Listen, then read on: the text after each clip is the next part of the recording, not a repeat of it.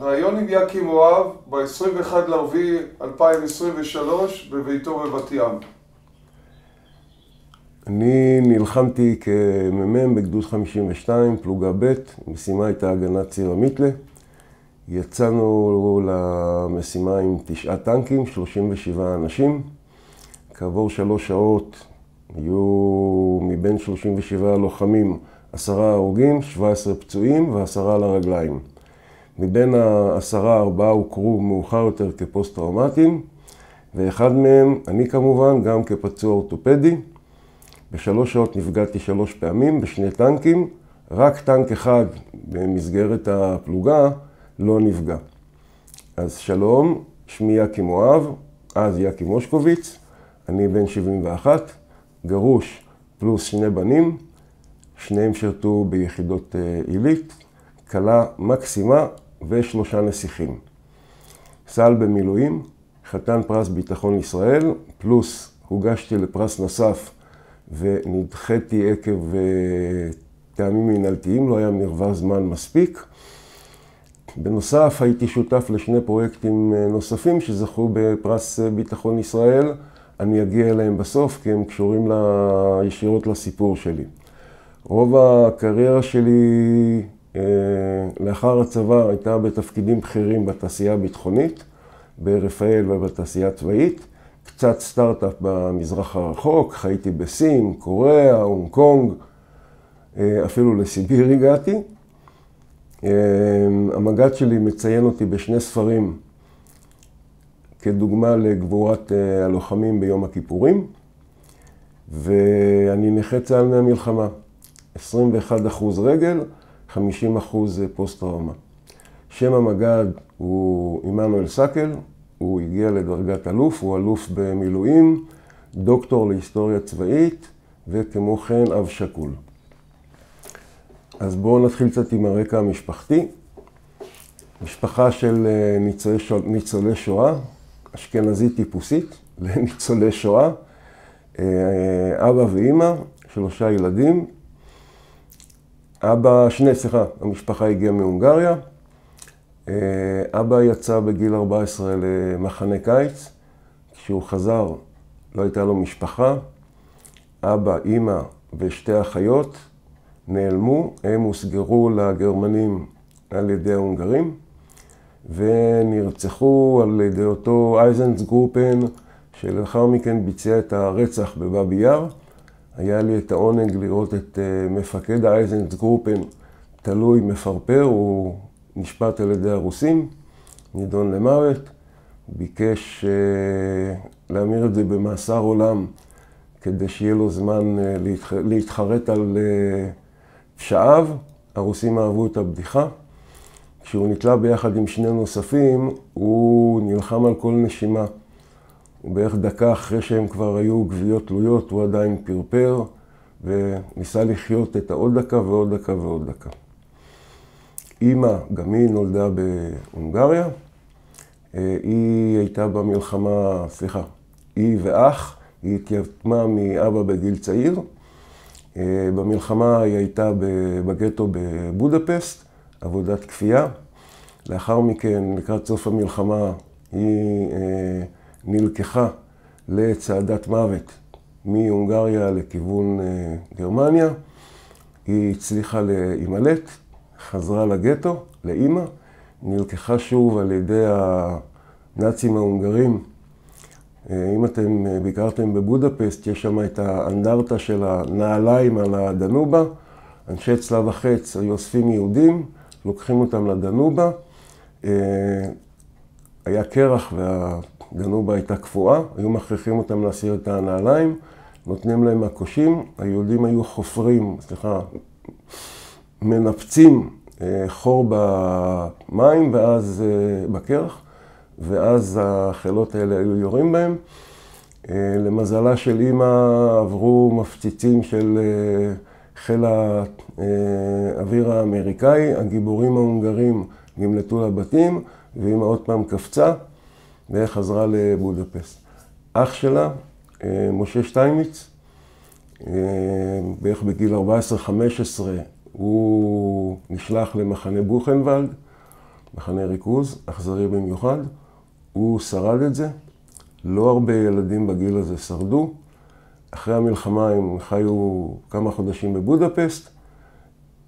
אמא וסבתא שלי עברו לבלגיה, הוא נשאר בהונגריה. הוא עבר דרכם ואמר להם שהוא הולך לעלות בעלייה בלתי לגלית לארץ ישראל. האונייה שלו נתפסה על ידי הבריטים. הוא קפץ ושחה לחוף 12 שעות. זה כתוב בספר יזכור, זה לא סיפור משפחתי.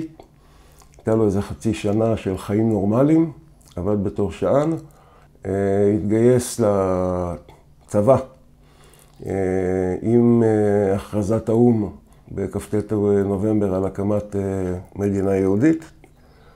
הוא נלחם במסגרת חיל השריון דאז וחטיבת גבעתי, נלחם בכל הקרבות הקשים, כולל גשר עד הלום מצפון לאשדוד, שנקרא ככה כי זה היה קו ההגנה האחרון, שאחריו המצרים היו מגיעים לתל אביב. עם כל הכבוד למלחמה על ירושלים, אם ירושלים הייתה נופלת, מדינת ישראל הייתה מתקיימת. אם תל אביב הייתה נופלת, מדינת ישראל לא הייתה קיימת. המשיך להילחם. בהפוגה השנייה היה את המצור על כיס פלוג'ה, זה בעצם כבר לא הייתה לחימה. אני מדבר על הפסקת אש ארוכה שבעקבותיה היה סיום של מלחמת השחרור. הוא הגיע לחופשה בבית של קרובי משפחה, בני דודים מדרגה שלישית, ואמר להם, הוא ידע שאמא נמצאת במרסיי ועומדת לעלות על אונייה שתגיע לארץ. אמר להם, זהו, אם לא נהרגתי עד עכשיו, אני אשאר בחיים. שבוע לאחר מכן נפגע מכדור טועה, לא יודעים אפילו אם זה כדור של חייל מצרי או ישראלי, זה גם לא משנה. ונהרג במקום. אמא הגיעה לארץ שבוע לאחר מכן, ואותם קרובי משפחה קיבלו את פניה בנמל חיפה, וסיפרו לה שאח שלה מת. הם נתחתנו כשנתיים לאחר מכן, 3 ילדים, דירת 2 חדרים ברמת גן, חדר אחד, 2 אחים ואחות, סלון שבלילה הספה נפתחת והוא הופך להיות חדר השינה. אבא עבד כטכנאי קירור, למד במקביל חשמל, הנדסת מכונות, עבד גם הוא בתעשייה ביטחונית, באלופ, וזהו, פחות או יותר לגבי המשפחה. מה שם ההורים? שם ההורים זה צבי ותמר. ואיפה גרת ואיפה גדלת? ברמת גן, ברמת גן. קצת על הילדות שלך ברמת גן? ילד שקט, אהוב ליבה של הספרנית, מקבל 3 ספרים כל שבוע, מצד שני איזשהו יצר הרפתקני. בגיל 14 הלכתי למבחנים לפנימייה הצבאית של יד גימנסיה הרצליה, מבין כ-200 משהו מועמדים התקבלו 80. הפנימייה הייתה חוויה בלתי רגילה, ילדים שחיים במסגרת סמי צבאית, ויוצאים למסעות, ויורים, וזה נראה מאוד מאוד מרשים כשאתה ילד בגיל תיכון, זה לא כמו שאתה בא מתגייס בגיל 18, וחבורה מאוד מגובשת, בורחים מהשיעורים, הולכים לים, עושים בלגן, ילדים טובים שכזה מרגישים שהם משהו מיוחד. 180 גמרו 32, 30 מתוכם הפכו ללוחמים. אחד אח שקול הלך לתפקידי חינוך, והשני בעצם לא הגיע לשירות קרבי, התחיל קורס טייס, אבל לאחר מכן הייתה לו בעיה בריאותית והוא לא מילא תפקיד משמעותי. בשנת 1970 סיימנו את התיכון, ובנובמבר התגייסנו. לבוגרי פנימייה הייתה את היכולת או את הזכות לבחור איפה הם ישרתו. אני ושני החברים שלי לחדר, גרנו 3 שנים ביחד, החלטנו ללכת לחיל השריון. קודם כל, כי אחרי מלחמת 6 הימים השריון היה בשיא תהילתו. אבא של אחד מהחברים עסק בפיתוח המרכבה. בכל זה החלטנו שאנחנו לא אוהבים לרוץ ולנסוע בטנק, זה יותר פשוט. אז התגייסנו ביחד עם עוד חבורה של פנימיונים, והתחלנו מסלול משותף. הגעתי לקורס קצינים, בסוף, אז הייתי על צנטוריונים, שוטים. בסוף הקורס ביקשו מתנדבים להסבה לטנקי הפטון, מג"חים, כי היה חוסר איזון, ואני עברתי את ההסבה ונשארתי להדריך כמ"מ בקורס מפקדי טנקים, תפקיד מכובד לחלוטין בתור מפקד מחלקה. הגעתי לגדוד, גדוד 52, שמפקדת הגדוד הייתה בציר המיתלה כ3 שבועות אחרי המלחמה, וכאן איזשהו הסבר. באותו זמן היו בסיני 2 חטיבות סדירות, שהתחלפו ביניהם כל 3 חודשים. חטיבה אחת תפסה את הקו, חטיבה שנייה הייתה בעורף, באזור ביר גפגפה, ביר תמדה, והיא הכשירה באותו זמן חיילים, שריונרים, מה שנקרא אימון צוות מחלקה פלוגה, צמ"פ, ואז הפלוגות היו מתחלפות. הסיכום שלי איטית היה שאני משמש כמ"מ בצמ"פ, ולאחר מכן אני הופך להיות לסמ"פ מ"פ או קמב"ץ גדודי, בהתאם למה שקורה. אז בעצם יצאנו למלחמה עם סגל ברובו חדש, שלא ממש הכיר את החיילים. כמובן שאיך שהסגל הגיע, לפני שהוא התחיל את ההכנה לצמ"פ, מה שנקרא הכנת מפקדים, עשינו הכנה מבצעית, שובצנו לחבר'ה שגמרו בעצם את הצמ"פ והקו וחיכו לפיזור מי לפלוגה מבצעית ומי לקורס מפקדי טנקים. וזהו. עכשיו עוד הסבר קטן, פלוגת טנקים מונה 11 טנקים. הסבב שהיה זה שכל 3 שבועות מחלקה יוצאת לחופש, ויש עוד מחלקה ספר כדי לאייש כל הזמן את הטנקים במלואם. 11 טנקים כפי שאמרתי, מחלקה יוצאת, מחלקה חוזרת, וככה כל הזמן כל הטנקים מאוישים והאנשים נמצאים בחופש. קצת או כמה משפטים על הרקע שלפני המלחמה. אנחנו אחרי מלחמת 6 הימים, ניצחון מזהיר על צבאות ערב, זלזול מוחלט באויב, אלופים כבר לא אלופים, הם גנרלים והם מופיעים במדורי הרכילות והם יושבים ביחד עם כל הבכירים בכל מיני מסעדות, איזושהי הילה מרחפת מעל צווארם. הדוגמה הכי בולטת מבחינה צבאית שאני יכול להעלות זה טילי הסגר, זה טיל נ"ט, טווח בערך 3 קילומטר. ידענו על קיומם, היה לנו איגרת מודיעין טכני שפרטה בדיוק מה הם עושים ואיך. הבדיחה הייתה, הם היו טילים איטיים, הבדיחה הייתה שאם אתה רואה טיל, אתה מרים את היד ומסובב אותו שיחזור לכוון. הטילים האלה הרגו בנו הרבה עד שהבנו איך להתגונן מולם. אז זה המצב התודעתי שלנו. ראש השנה הייתי בחופש, רמת הכוננות הועלתה, קיבלתי צלצול שהמ"פ אוסף אותי ומ"מים וקצינים אחרים שהיו בחופש, ירדתי איתו ביחד לגדוד, מכיוון שכפי שאמרתי כל הטנקים היו מאוישים, הייתי בעצם מ"מ ללא טנק. היינו בכוננות גבוהה, בניגוד לטענות שמלחמת יום כיפור, בהתחלה כולם ישבו בתעלה ודגו דגים. ראינו מהתעוז, בערך 10 קילומטר מהתעלה, ראינו את ענני האבק של הכוחות המצריים שיורדים ומתארגנים לקראת הצליחה. אבל כולנו ידענו שזה מדובר בתרגיל ולא יקרה שום דבר, מה שנקרא קונספציה, והיינו דרוכים אבל רגועים. יום שישי קיבלנו הודעה שיכול להיות למחרת תתחדש ההתשה, אבל זו הייתה מין הודעה מעורפלת כזאת. בוקר יום כיפור, הכל כרגיל. במיתלה החבר'ה, המג"ד ישן בקרון, אנחנו יושבים בתעוז. יום כיפור כזה, חלק צמים, חלק לא, רבים מי יקרא את המוספים. אווירה כזאת קצת דרוכה אבל ממש טובה.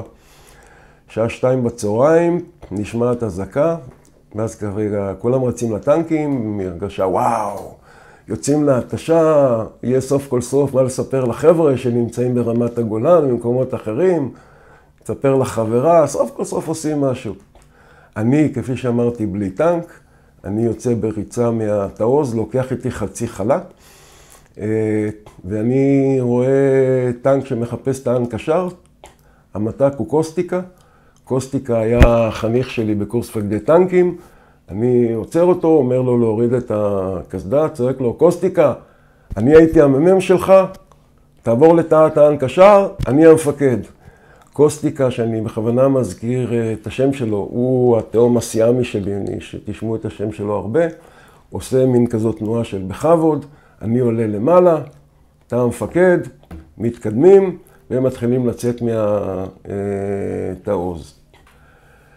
ביציאה רואים מטוסים מצריים מגיחים לכיוון שלנו, כולם מסתכלים על השמיים, חושבים כמובן שאלה מטוסים שלנו.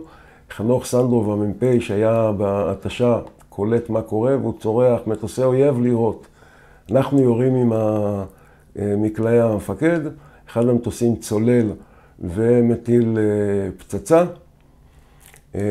הפצצה למזלנו היא נחתה מאוד קרוב, היה מאוד מדויק, אבל למזלנו הסוללות מסביב לתעוז הגנו על רובנו.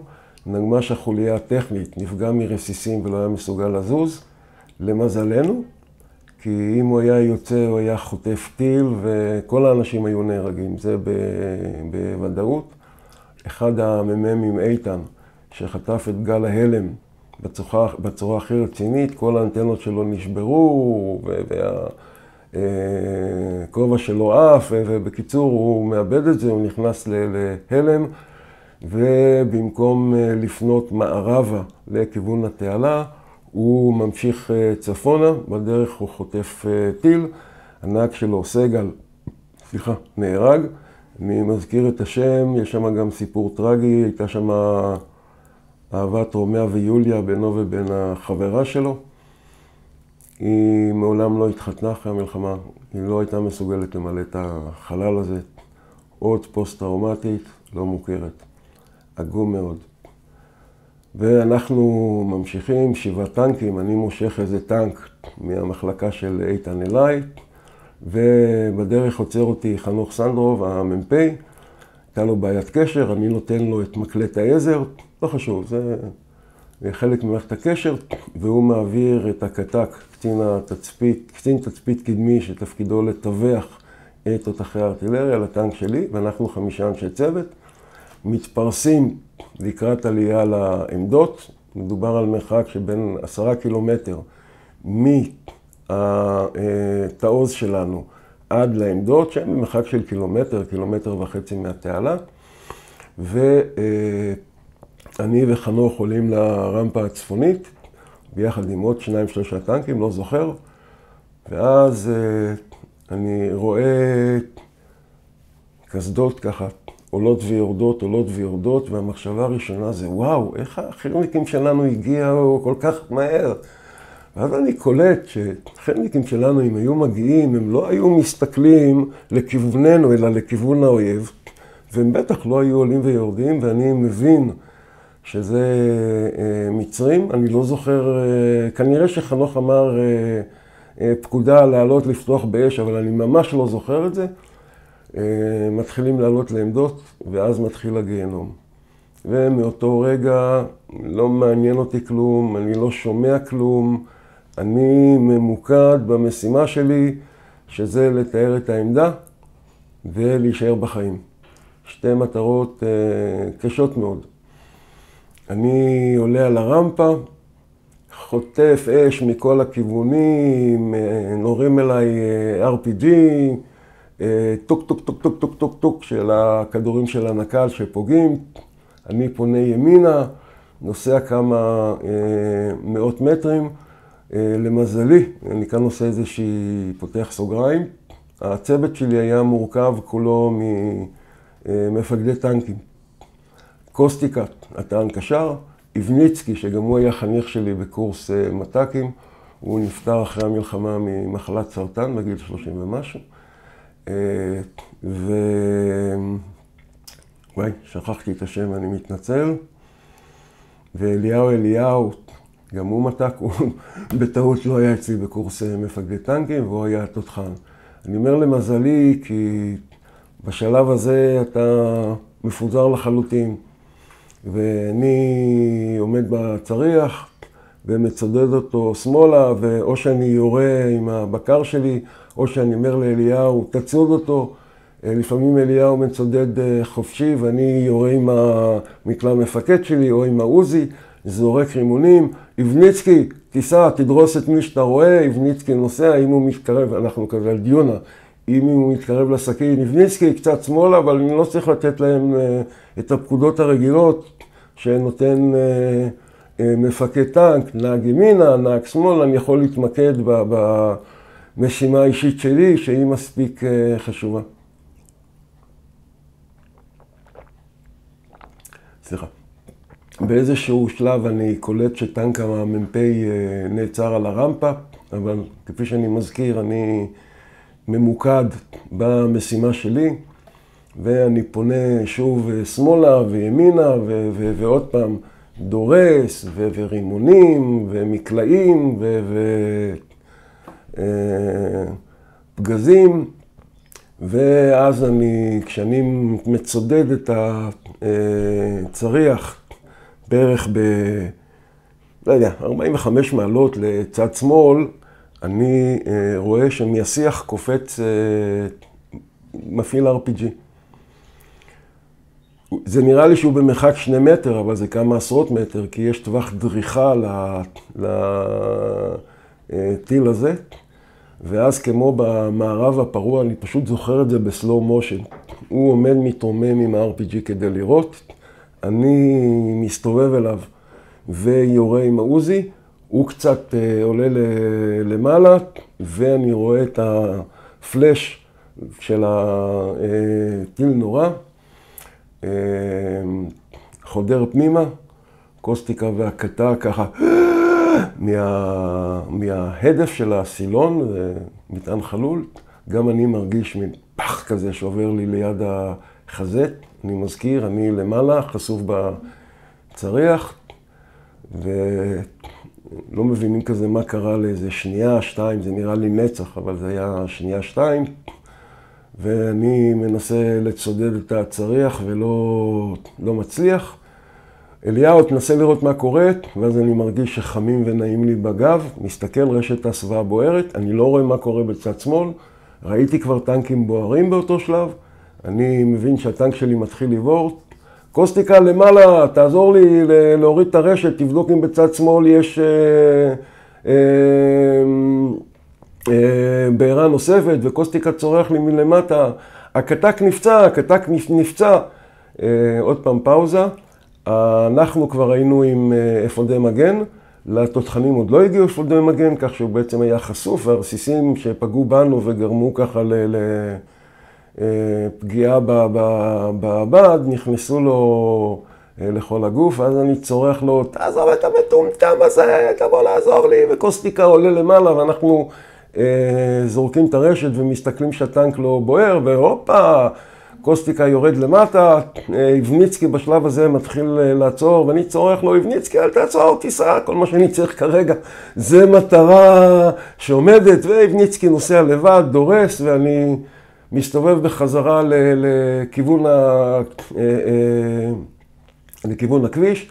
בשלב הזה ברור לנו שמערכת הצידוד נפגעה, כי שום דבר לא מגיב, ואני רואה את הטנק של חנוך, המ"פ, כשהוא מעלה עשן, ואז מחזה נורא, אתה רואה, שומע מין בום נוראי כזה, אתה רואה צריח של מעל 10 טון ככה, עולה למעלה במין סלואו מושן כזה, ואז כאילו מגרד בראש ושואל, אוקיי, מה אני עושה עכשיו? ואז הוא מתהפך, ונופל למטה בחבטה איומה שמרעידה את הטנק, ואני הייתי עשרות מטר משם. כמובן ההנחה הראשונית היא שכולם נהרגו. אני מסתכל, אני לא רואה אנשים שנעים מסביב, אני מדווח בקשר חוץ שחנוך נהרג. יורד בחזרה לציר המיתלה ופונה ימינה לכיוון מזרח, זאת אומרת, אני עוזב את אזור התעלה שנמצאת ממערב לי, כדי לחזור לתעוז, לנוצה, ולראות אם אפשר לתקן את הטנק. באותו זמן בא מג"ד מולי, המג"ד היה בקבוצת פקודות, כי לא ידענו שהמלחמה תפרוץ, ואני רואה את הטנק שלו נוסע מולי, ואז הוא מסמן לי בידיים, מה אתה עושה? מה אתה בורח מהמלחמה? ואני מצביע לו על התותח ועושה לו אין צידוד, מה לעשות? והוא עושה ככה ואני ממשיך בדרכי ומגיע לתעוז. חוליה טכנית נמצאת בתעוז כפי שאמרתי. חשמלי עולה לטנק ואומר, זהו, קופסת חשמל צריח, שהיא בעצם המפקדת על כל מערכת הצידוד נפגעה. נו יאללה, תעשה משהו, והוא מסתכל מה קורה, מבקש מהחובש פלסטרים, כי הערכה שלו נפגעה מהרסיסים. אנחנו בינתיים מנצלים את ההזדמנות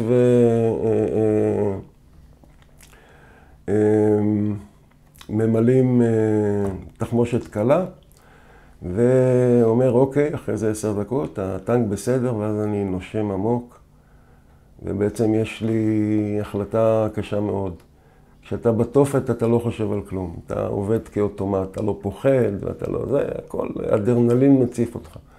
אבל עכשיו יצאתי מהתופת, ואני עומד לחזור, ואני יודע למה שאני עומד לחזור. ויש לי טנק שהוא חצי לא תקין. הפלסטר יכול ליפול כל רגע, ואז עוד פעם אין לי מערכת צידוד. יש לי את כל הלגיטימציה לדווח שהטנק שלי מושבת, אני נוסע למפקדת הגדוד, שזה בציר המיתלה, ומתקן אותו. כל המחשבות האלה חולפות לך בראש משהו כמו 5 שניות. יאללה חבר'ה, לעלות לטנק, וקדימה. נוסעים בחזרה. מה שלום הקשר? אמרת שהוא נפצע. סליחה, ברור. אנחנו מורידים קוסטיקה כזה, טיפל בו, מורידים אותו, אחרי זה שמעתי מהחובש הפלוגתי, הוא בהכרה כמובן, שהוא היה פצוע קל בינוני, וזה בסדר, הוא יישאר בחיים, אל תדאג. אבל זה היה מאוחר יותר באותו שלב.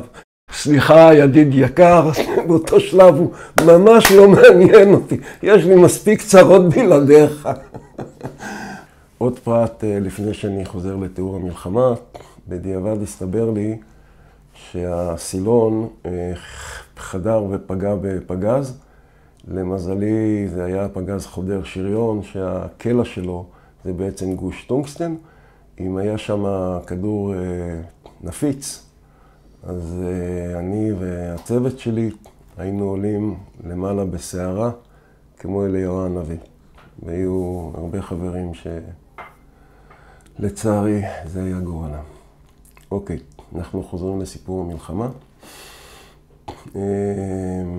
אני יורד שוב לכיוון התעלה, מערבה, בכוונה לעלות שוב לעמדה שלי מצפון לכביש, ואז אני מזהה כמה טנקים בוערים משני צידי הכביש, לא מתייחס אליהם, ואז אני קולט שהטנקים ירדו מהעמדות, והם נלחמים על מישור כזה מול חוליות RPG, קומנדו מצרי, שמסתובבות, זה נראה כמו בושמנים שמנסים לצוד פיל.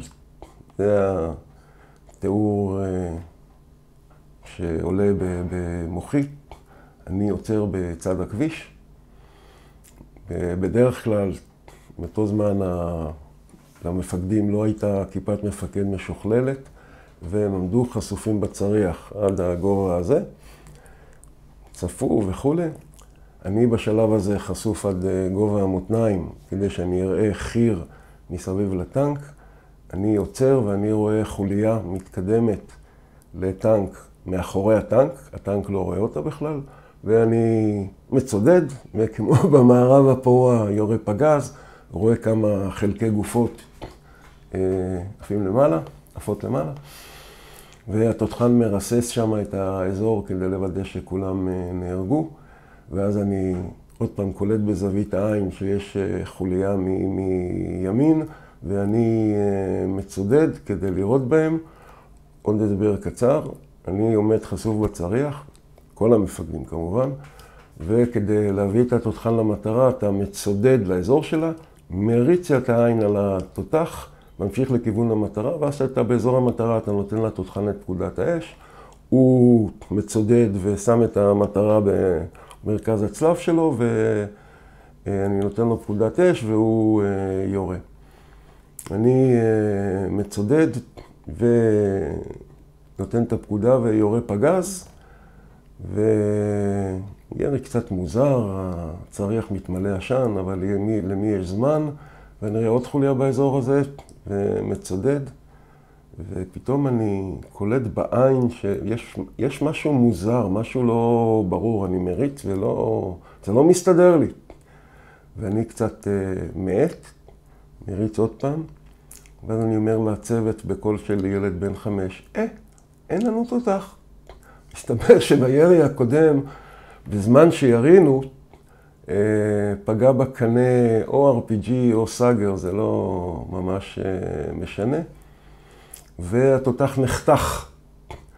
נשאר לי חצי תותח, ואני יורה במקלע לעבר החוליה, ואני רואה שהטנק נפגע, והוא כזה מתדרדר כזה, נוסע לאט, ואני מתקרב אליו כדי להתחבר אליו, כדי שאני אוכל לעלות ולחלץ את האנשים.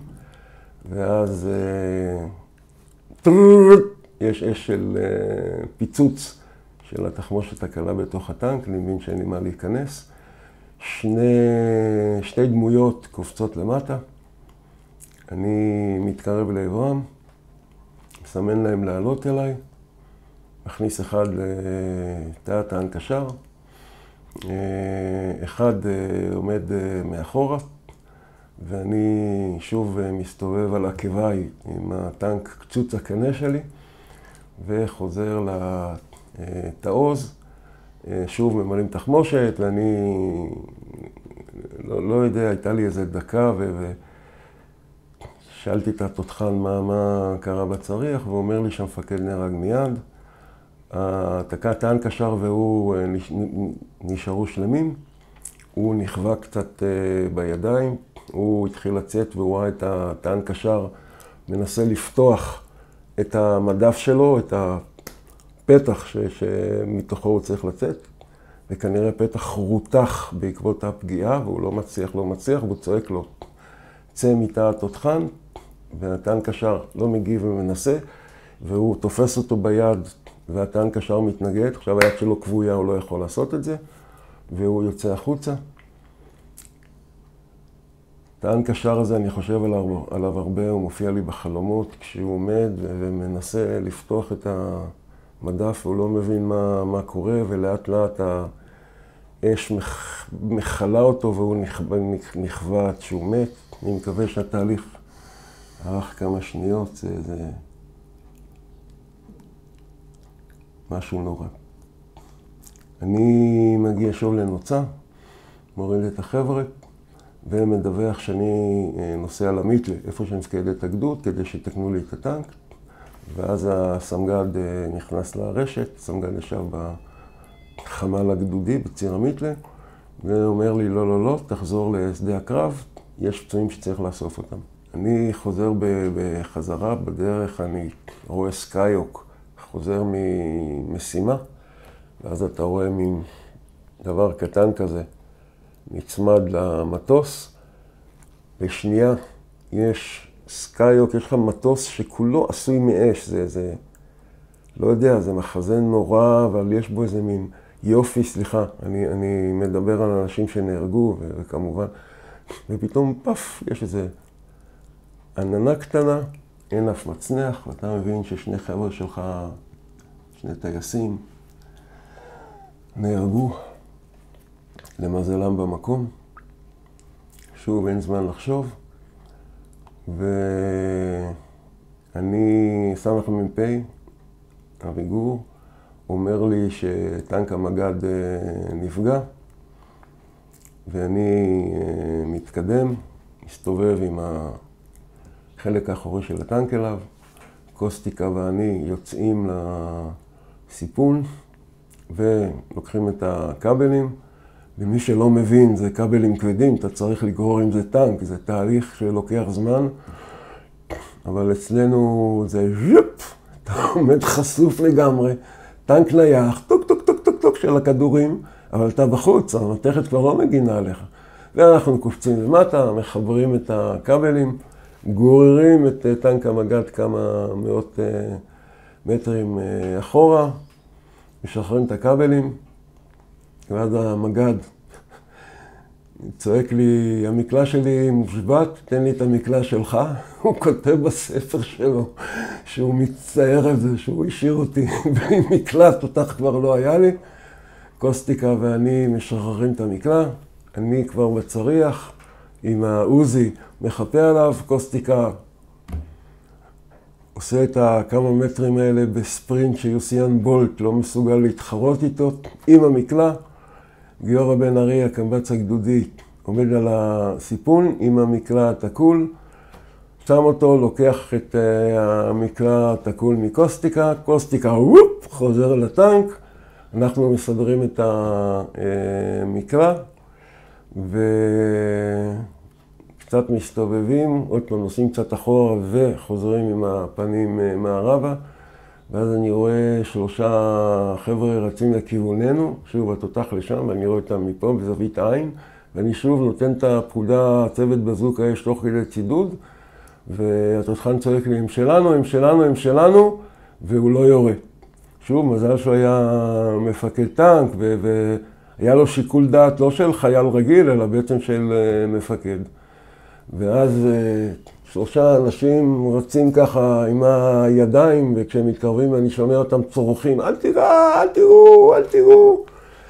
מסתבר שאלה היו 3 נחלאים מהמוצב, שם המוצב היה מפצח, והוא ישב על התעלה. היה מוצב אחד, 2 מוצבים מסביבו לא היו מאוישים, הם נסתמו.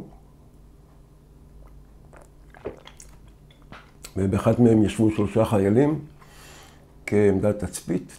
כשהתחילה המלחמה הם הבינו שאין להם מה לעשות שם, ואז הם בחו ברגל. כל העולם ואשתו ירו עליהם, אז הם היו בהיסטריה גמורה ובצדק. אנחנו כמובן מנופפים להם עם הידיים שהכל בסדר ואנחנו לא יורים. הם מגיעים לאזור הטנק. קוסטיקה! לא צריך לדבר איתו באותו שלב. אמרתי, אותו מסעמי שלי, קוסטיקה יורד למטה, מרגיע אותם קצת. אומר להם לעלות על הסיפון, על החלק האחורי של הטנק, להחזיק, יש שם מעקה, יש שם סל צריח, זה נקרא, שבתוכו יש רשת הסוואה, והם עומדים מאחורה ותופסים במעקה. מאותו רגע גם המקלע היחידי שנשאר לי מושבת לחלוטין, כי אני לא יכול לצודד את הצריח, כי אם אני מצודד את הצריח, אני מעיף 3 אנשים אל מותם. וכיוון שאני בסביבה של טנק המ"פ, אני מתקרב קצת אליו וצועק עוד פעם, קוסטיקה! קוסטיקה יורד למטה, אני בצריח חשוף לגמרי עם התת מקלע עוזי שלי, מסתכל ימינה ושמאלה כדי לחפות עליו ועל הטנקים. יש חירמיקים, כי השטח מלא חירמיקים והכדורים, כדורים נורים לעברך ואתה רואה באותו שלב כבר הבנתי, נפתח לי הראייה ואתה רואה את הנוטב הגדול הזה של הסגרים שנורים לעברך מעבר לתעלה, וכנראה כבר שיכול להיות סגרים. חצו את התעלה ותפסו עמדות, ולא נעים להיפגע על ידי סגר. אותו סגר, אני מזכיר לכם, שהתבדחנו עליו. כשאתה רואה דבר כזה, אתה מסובב אותו והוא חוזר לכוון. ממש לא, ממש לא. קוסטיקה עושה סיבוב ככה מסביב לטנק, שהייתי בטוח ש4 אנשי הצוות נהרגו. מסתבר שרק 2 נהרגו. אחד הגיע איכשהו, כנראה בהליכה, לתעוז. הוא מוצא את הנהג, נדמה לי, שמו תחן, לא משנה. זה איש צוות. כשהוא בהלם, מתחבא לו ליד הטנק והוא כולו כבוי. והוא אומר לו, תחן זה אני, זה קוסטיקה, אל תדאג. לוקח אותו ביד ומביא אותו לטנק. הבחור לא מצליח לטפס בטנק, קוסטיקה תופס אותו. אני יורד לסיפון, תופס אותו מתחת לבית השחי, ושנינו מעלים אותו למעלה. אני קולט שאי אפשר לשים אותו בתא הטנק קשר, כי קוסטיקה יהיה עליו. אני שם אותו בתא המפקד, ואני יוצא החוצה. אני עומד על תא הזיווד בצד הטנק, ואני מחזיק, יש מעקה חיר שמיועד למצב שבו אתה צריך להציע חירניקים. אני עומד בחוץ, הכובע, הקסדה, שבאמצעותו אני מתקשר עם אנשי הצוות עליי, ואני עומד ככה חשוף לחלוטין, מחזיק את הזה, ויאללה, אחורה. יש לעשות, יש לי טנק עם 4 אנשי צוות, פצוע אחד, ועוד 3 חירניקים הנחלאים, שהם גם הם חשופים מאחורה.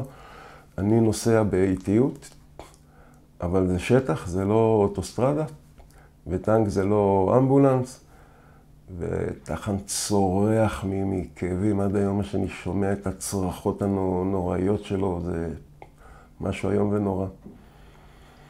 ואז זה מדובר על הדמדומים, ואז כשאני בדרך בחזרה, אומרים לי, יש הרוג בצד הכביש, תעצור, תיקח את הגופה, וכל נכנס לרשת ומכוון אותי. זה הקול של נהג הטנק, שבתוכו הבחור אנדרש גוטמן היה. זה שמו אבי גורן, הוא עוד יחזור לסיפור. הוא אגב קיבל את עיטור העוז. הוא היה רק, במרכאות, נהג. נלחם באומץ בלתי רגיל, גם הסיפור שלו הוקלט. אנחנו אחים בנפש עד היום, ואני אגיע לזה שוב יותר מאוחר. באותו שלב לא ידעתי בכלל מי זה. כאמור, הייתי חדש בפלוגה. קוסטיקה, מגיעים מאיפה שאבי מכוון אותנו. קוסטיקה! אני נשאר, עומד למעלה, מחפה על קוסטיקה. קוסטיקה תופס את הגופה וסוחב אותה בסחיבת פצוע. שוב בריצה נוראה. לא ידעתי שבן אדם יכול לרוץ כל כך מהר. עם בן אדם אחריו. סיירת מטכ"ל לא מסוגלת לעשות תרגיל כזה. ומגיע לאזור הטנק, אני קופץ לסיפון, שנינו מעלים את הגופה, אני חוזר ומחפה על קוסטיקה. קוסטיקה קושר אותו, ואנחנו ממשיכים בנסיעה. אני עוד פעם עוצר. בדיעבד זה הייתה טיפשות. לעצור את הטנק ולסכן חיים של 8 אנשים, חיים, כדי לאסוף לוחם שנהרג. אבל זה החינוך שלנו, לא רק של השריונרים, של כל החבר'ה הקרביים. לא משאירים פצועים וגופות של חיילים שלנו בשטח. פשוט, ואנחנו פועלים על אוטומט, אנחנו לא עוצרים כדי לחשוב אם זה כן הגיוני, לא הגיוני. ממשיכים בנסיעה, באותו שלב כבר יש חשיכה, ופתאום אני חוטף חדוותה נוראית על הכובע VRC שלי, והמחשבה הראשונה זה, קומנדו מצרי עלה על הטנק, תקפוץ. למזלי, אני פשוט קפאתי, ואז באיזה מין, מה שנראה לי היום כדקה, אבל זה ארך מילי שניות, אני מבין שאם זה הקומנדו מצרי, הוא לא היה מנסה לעלות על טנק נוסע, פשוט היה עומד ומרסס אותי, ואת 3 הנחלאים מבחוץ, זה לא הייתה בכלל בעיה. ואני מסתכל אחורה, ורואה את היד של אנדרש, הגופה שאני אספתי מטלטלת. באחד הטלטולים פשוט היד עלתה למעלה, ודווקא נתנה לי מכה. זה המקרה היחידי שאני מכיר בהיסטוריה הצבאית, שבו גופה של חייל מכוחותינו ניסתה להרוג בן אדם חי. טוב, בדיחה לא מצחיקה, סליחה. מותר לי גם לספר בדיחות זוועה. אני חוזר לתעוז, פורק את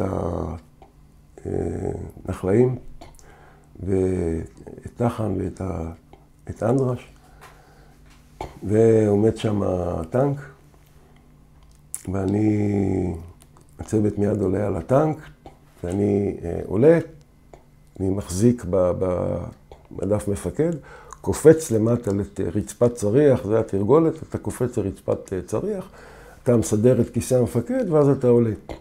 ואני כזה מחליק קדימה ואני חוטף מכה בראש, מזל שהחזקתי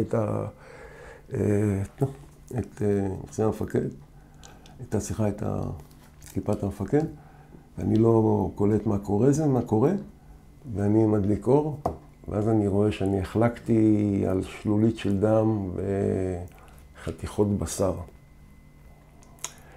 הטנק היה טנק של מ"ם2, חגי אלמגור. הגבייה שפיניתי הייתה של התותחן, אנדרש. חגי והטן, הוא היה הטן. חגי נפצע קשה, והוא חרחר לנהג, טיסה מיד לתעוז. התותחן נפצע גם הוא קשה. אבי גורן, אותו אבי גורן, הנהג, תופס את הטנק, דוהר בפראות לכיוון התעוז. חגי מחרחר, יש לו פצע בריאות. חובש מכניס את היד שלו פנימה כדי לעצור את הדם, חגי נשאר בחיים.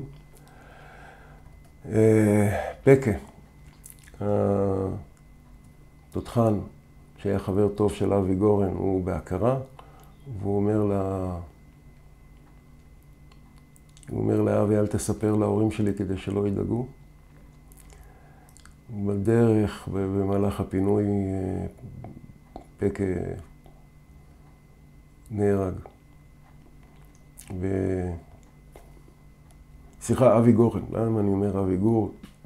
כל פעם שאמרתי אבי גור בשלב הזה, אני מתכוון לאבי גורן הנהג. אבי גור היה סמ"פ, הזכרתי אותו מקודם. ואני עולה על הטנק הזה עם הצוות שלי, ומסתובבים וחוזרים לאזור העמדות. בשלב הזה יש כבר דלילה. אנחנו הצלחנו לשבור את הקומנדו המצרי, והם פחות או יותר מפוזרים בשטח, הוא נסוגו, אתה רואה פה ושם הבזקים של ירי נקל או RPG, אתה יורה, אתה רואה סאגרים, אתה יורה לכיוון, לא יעיל במיוחד. ואז אבי גור, הפעם זה אבי גור, סמ"פ, אומר בוא תחזור לנוצה, לתעוז, לעשות תחקיר. באותו שלב גם אין לי הרבה תחמושת קלה, כי הטנק שעליתי עליו, של חגי, נלחם לפני זה. וזה מתאים לי, ואני חוזר לתעוז. מסתובבים שם קבוצה של חיילים עמומים לחלוטין, זה חוליה טכנית, זה חבר'ה שלא עלו על טנקים, כי לא היו להם טנקים, זה המחלקה הרביעית שסיפרתי עליה בהתחלה. וזה פצוע שניים במצב של הלם מוחלט שהגיעו, אנחנו לא מבינים מה קורה. 30 או 40 שנה אחרי המלחמה, כשהמג"ד שלי עשה תחקיר לספר שלו, הוא נקרא סיני שבלב. הוא בא אליי בטענה, למה לא באתם לעזור לי? למה נשארתם בתעוז? אני הסתכלתי עליו עמום. ואמרתי לו, עמנואל, זה השם, אני קורא לו עדיין מתוך כבוד רב. היה מג"ד מדהים. שמר עלינו כמו תרנגולת על האפרוחים, לוחם אמיץ מאין כמוהו. אתה יודע הרי שאני פרפרתי, הלוך חזור, אם הייתי יודע שאתה מחכה לנו, אז בטח שהייתי חוזר. מסתבר שהוא נתן הנחיה או ציפה, אני לא יודע. היה איזשהו קצר בתקשורת ביני לבין אבי גור, הוא גם כותב על זה בספר, שכנראה אבי גור היה על סף התמוטטות. בקיצור, אנחנו לא חזרנו לעזור לעמנואל, אבל אני מוכרח לציין שבשלב הזה, החטיבה העורפית, זו שישבה והמנה את הצמ"פניקים, היא כבר נעה לעברנו, וכשאני חוזר לכיוון התעוז, אני רואה את העיני חתול, זו התאורה הקטנה שמאירים כדי שיוכלו לזהות, ואני עוצר את הטנק שלי וקופץ למטה, קופץ מולי המ"פ של הפלוגה, פלוגה חף, גדוד 195, מ"פ רב סרן מוטי פז, היה מפקד סיירת צנחנים, קצין מעוטר, שוב אמיץ מאין כמוהו. הוא כבר יצר קשר עם המג"ד, אני מתאר לו בדקה, שתיים, לא יודע בדיוק מה מצפה לו ככה בהמשך ואיפה פחות או יותר המג"ד נמצא. הוא עושה לי כן בראש, עולה למעלה, אני ממשיך בדרכי לתעוז, וכאן נגמר היום הראשון למלחמה. מתעוררים כעבור שעתיים, שלוש, כזה עוד לילה, לפני שהשחר עולה, חוטפים איזה לוף, איזה חתיכת לחם, שוב מה שנשאר. יוצאים, איבניצקי ואליהו נעלמו לי. הטנק שלי, שהיה של חגי, נעלם. בדיעבד מסתבר שאיבניצקי תפס טנק אחר ונהיה מפקד טנק. אליהו עבר לטנק מג"ד ושימש כתותחן עד סוף המלחמה. תותחן מצטיין, שהוא המג"ד כותב עליו בספר שלו. קוסטיקה ואני, אני לא נותן קוסטיקה קשור אליי בחבל באותו שלב. זה גוף אחד. תופסים טנק, נהג בתותחן, ויאללה, יוצאים לקרב. הפלוגה המעוללת שלנו באותו שלב מונה 2 טנקים. 2 טנקים מתוך 9. ואנחנו מצטרפים למג"ד ולפלוגה חף בפיקודו של מוטי פז, ובעצם אנחנו עובדים תחת מוטי פז. במהלך היום אנחנו יורים על חיר שנמצא בשטח. אנחנו עושים איזושהי התקפת נגד, זה קצת יומרני להגיד, אנחנו קצת חודרים קדימה לאזור שנקרא מלדונה, יש שם טנקים, אני דופק שם איזה טנק או 2, לא זוכר ולא חשוב, מתחמקים כל הזמן מהסגרים, באותו זמן גם פיתחנו מין סוג של תרגולת, כי כשהסגר מולך אתה לא רואה את הנוטף שלו, אבל אם אתה קצת בצד אתה רואה את הנוטף, ואז מישהו צועק סגרים וכולם ככה מתחמקים, ואז באותו יום אנחנו מקבלים פקודה לסגת פחות או יותר לקו התעוזים, ושם אנחנו מייצבים קו, ובאותו ערב גם מגיע דני בנדל, והוא הופך להיות המ"פ של הפלוגה. בערב יש בחניון הלילה 3 טנקים של פלוגה ב', פלוס טנק מג"ד, פלוס איזשהו נגמ"ש. מצטרפת אלינו גם פלוגה א', גם מוקטן, אני לא אכנס לסיפור הקרב שלה, סיפור בפני עצמו. ואנחנו סוף כל סוף ישנים, זאת אומרת בתוך הטנקים, איזה 4 שעות, לא על מזרונים בבית מלון, אבל שיגעון. אני מדלג על השמיני ועובר ל9 בחודש, שמיני פשוט יום חסר אירועים. דבר משמעותי אחד כן קורה בשמיני, מגיעים טנקים שתוקנו, עלו עליהם החבר'ה שלא היה להם טנק, ערב רב של חבר'ה, והם חלק מהגדוד, היו כמה שאפילו לא מהגדוד, ואנחנו הופכים שוב לפלוגה. לא בדיוק 9 טנקים, 6, 7, אני לא זוכר, זה גם לא חשוב. 9 לחודש. בבוקר אנחנו קיבלנו פקודה להיערך לקרב שריון בשריון. קצת מדרום לאזור של התעוז, אזור שנקרא קרת מורה, זה שם הרכס. ואנחנו מגיעים לשם ועומדים באגף, ורואים את הטנקים המצריים, טנקים ונגמשים, כשהם נעים לכיוון קרת מורה, ובקרת מורה עומד כוח ויורה עליהם, ואנחנו יורים מהאגף, והם מתחילים לסגת. וזה כמו ירי על ברווזים. אתה רואה טנק נוסע, מצודד אליו, נותן פקודת אש, יורה, הוא רואה כמה דמויות יורדות, אתה נותן 2, כי זה התרגולת בשריון, אתה רואה נגמש, אתה פוגע בו, אתה רואה כמה דמויות רצות, בום, יורה עוד כדור, אתה רואה חיר, בום, יורה, רואה חיילים עפים. זיכרון קצת מטושטש, מתחיסת אירועים כזאת, הזמן שעבר, כמה שאני זוכר, השמעתי 3 טנקים ו5-6 נגמשים. קרב באמת קל, אנחנו עומדים בעמדות, אנחנו כבר בתרגולת שריון, עולים, יורדים, יורים. באחד המקרים אני מזלזל ואני רואה ככה כדור חודר שריון מצרי שהוא, אתה רואה את עננת האבק 2 מטר מהטנק, יאקי, אתה לא רוצה למות עכשיו על שטויות, ואני חוזר לתרגולת השריון, אתה רואה סאגרים עפים לעברך כל הזמן, בשלב הזה אנחנו ממש מתורגלים, סאגר, יורדים, עולים, קלה קלות. אני רוצה רגע לדבר על הנושא הזה של מלחמה והרג ואויב וכו'. קודם כל, אין בי שום שנאה לאויב שניסה להרוג אותי. הם בעצם תמונת מראה שלי.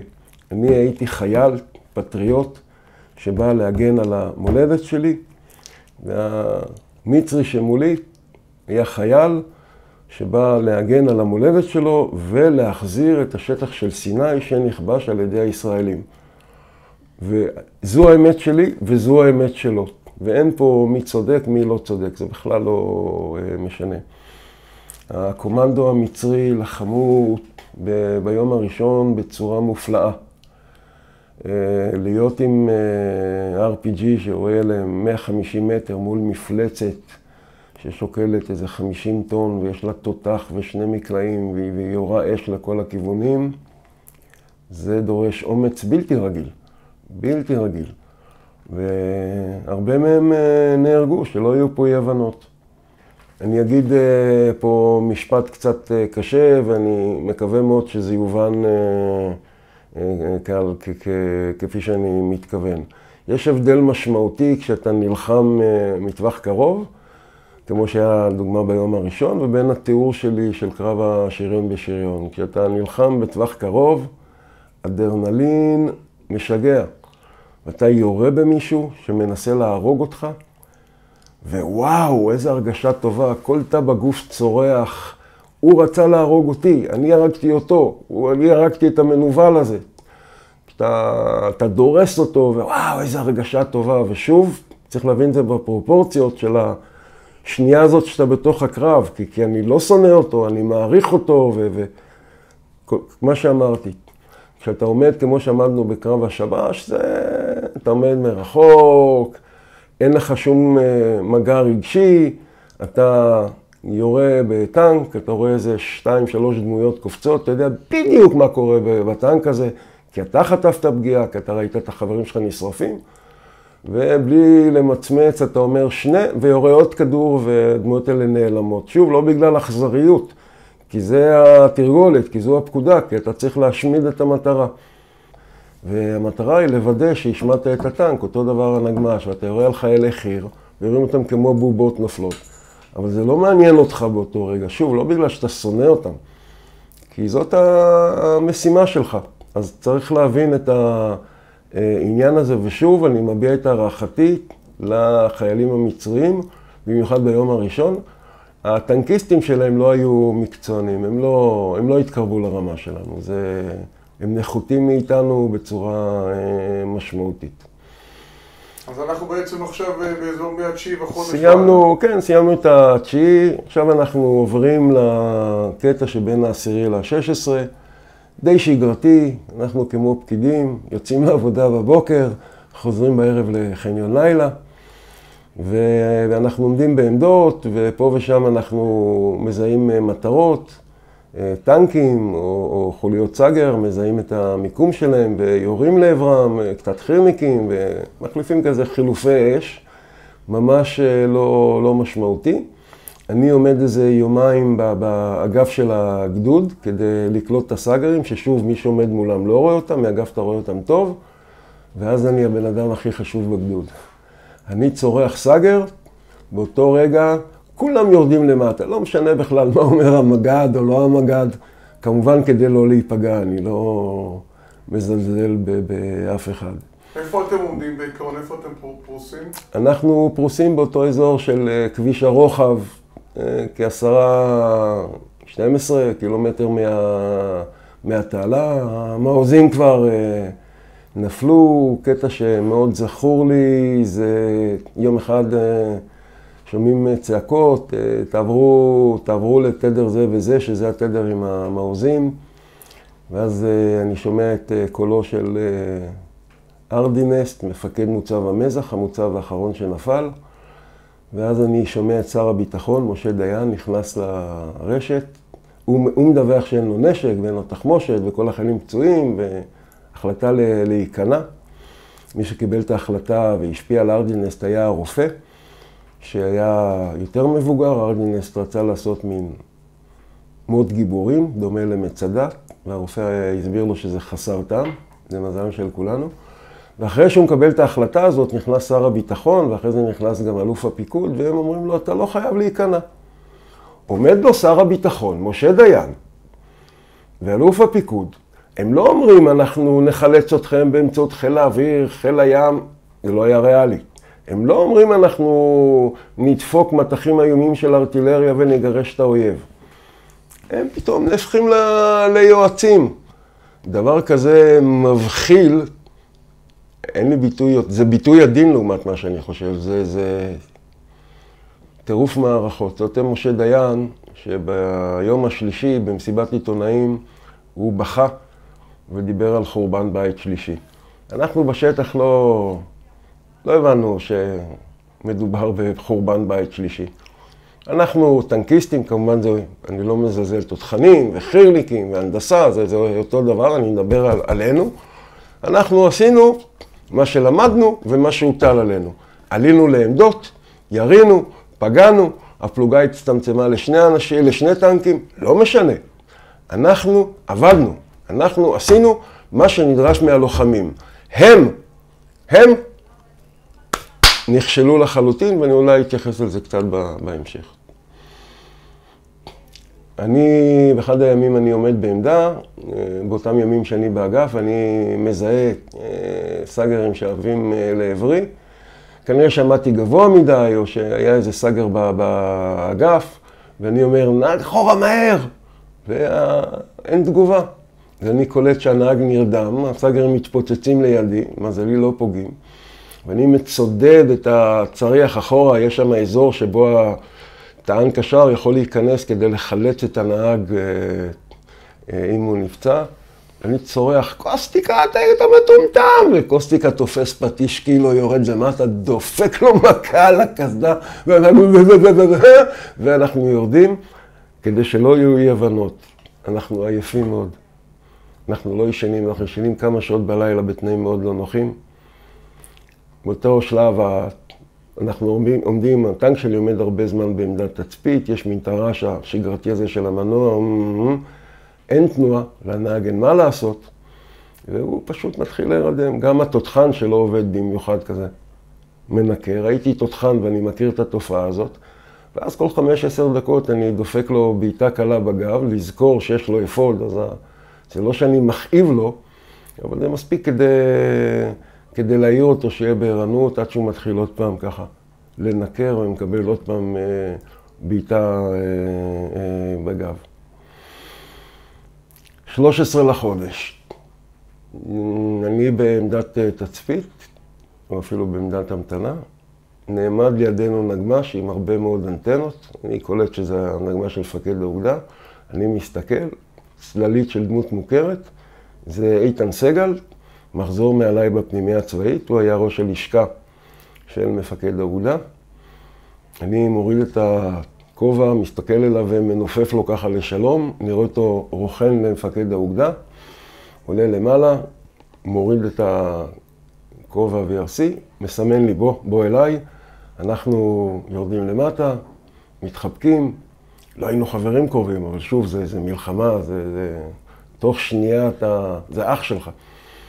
שמור על עצמך. כעבור רבע שעה אני שומע בקשר שהנגמה של מפקד האוגדה נפגע וכולם הרוגים. לא כולם, הנהג נשאר בחיים. כנראה שאני האדם האחרון מחוץ לנגמ"ש הפיקוד שדיבר עם איתן סגל. גם הקטע הזה מופיע לי כל הזמן בחלומות. יש לי לצערי הרבה על מה לחלום. באחד הימים אני חוזר לתעוז, לנוצה, לתדלק, לחמש, לא זוכר בדיוק מה לעשות.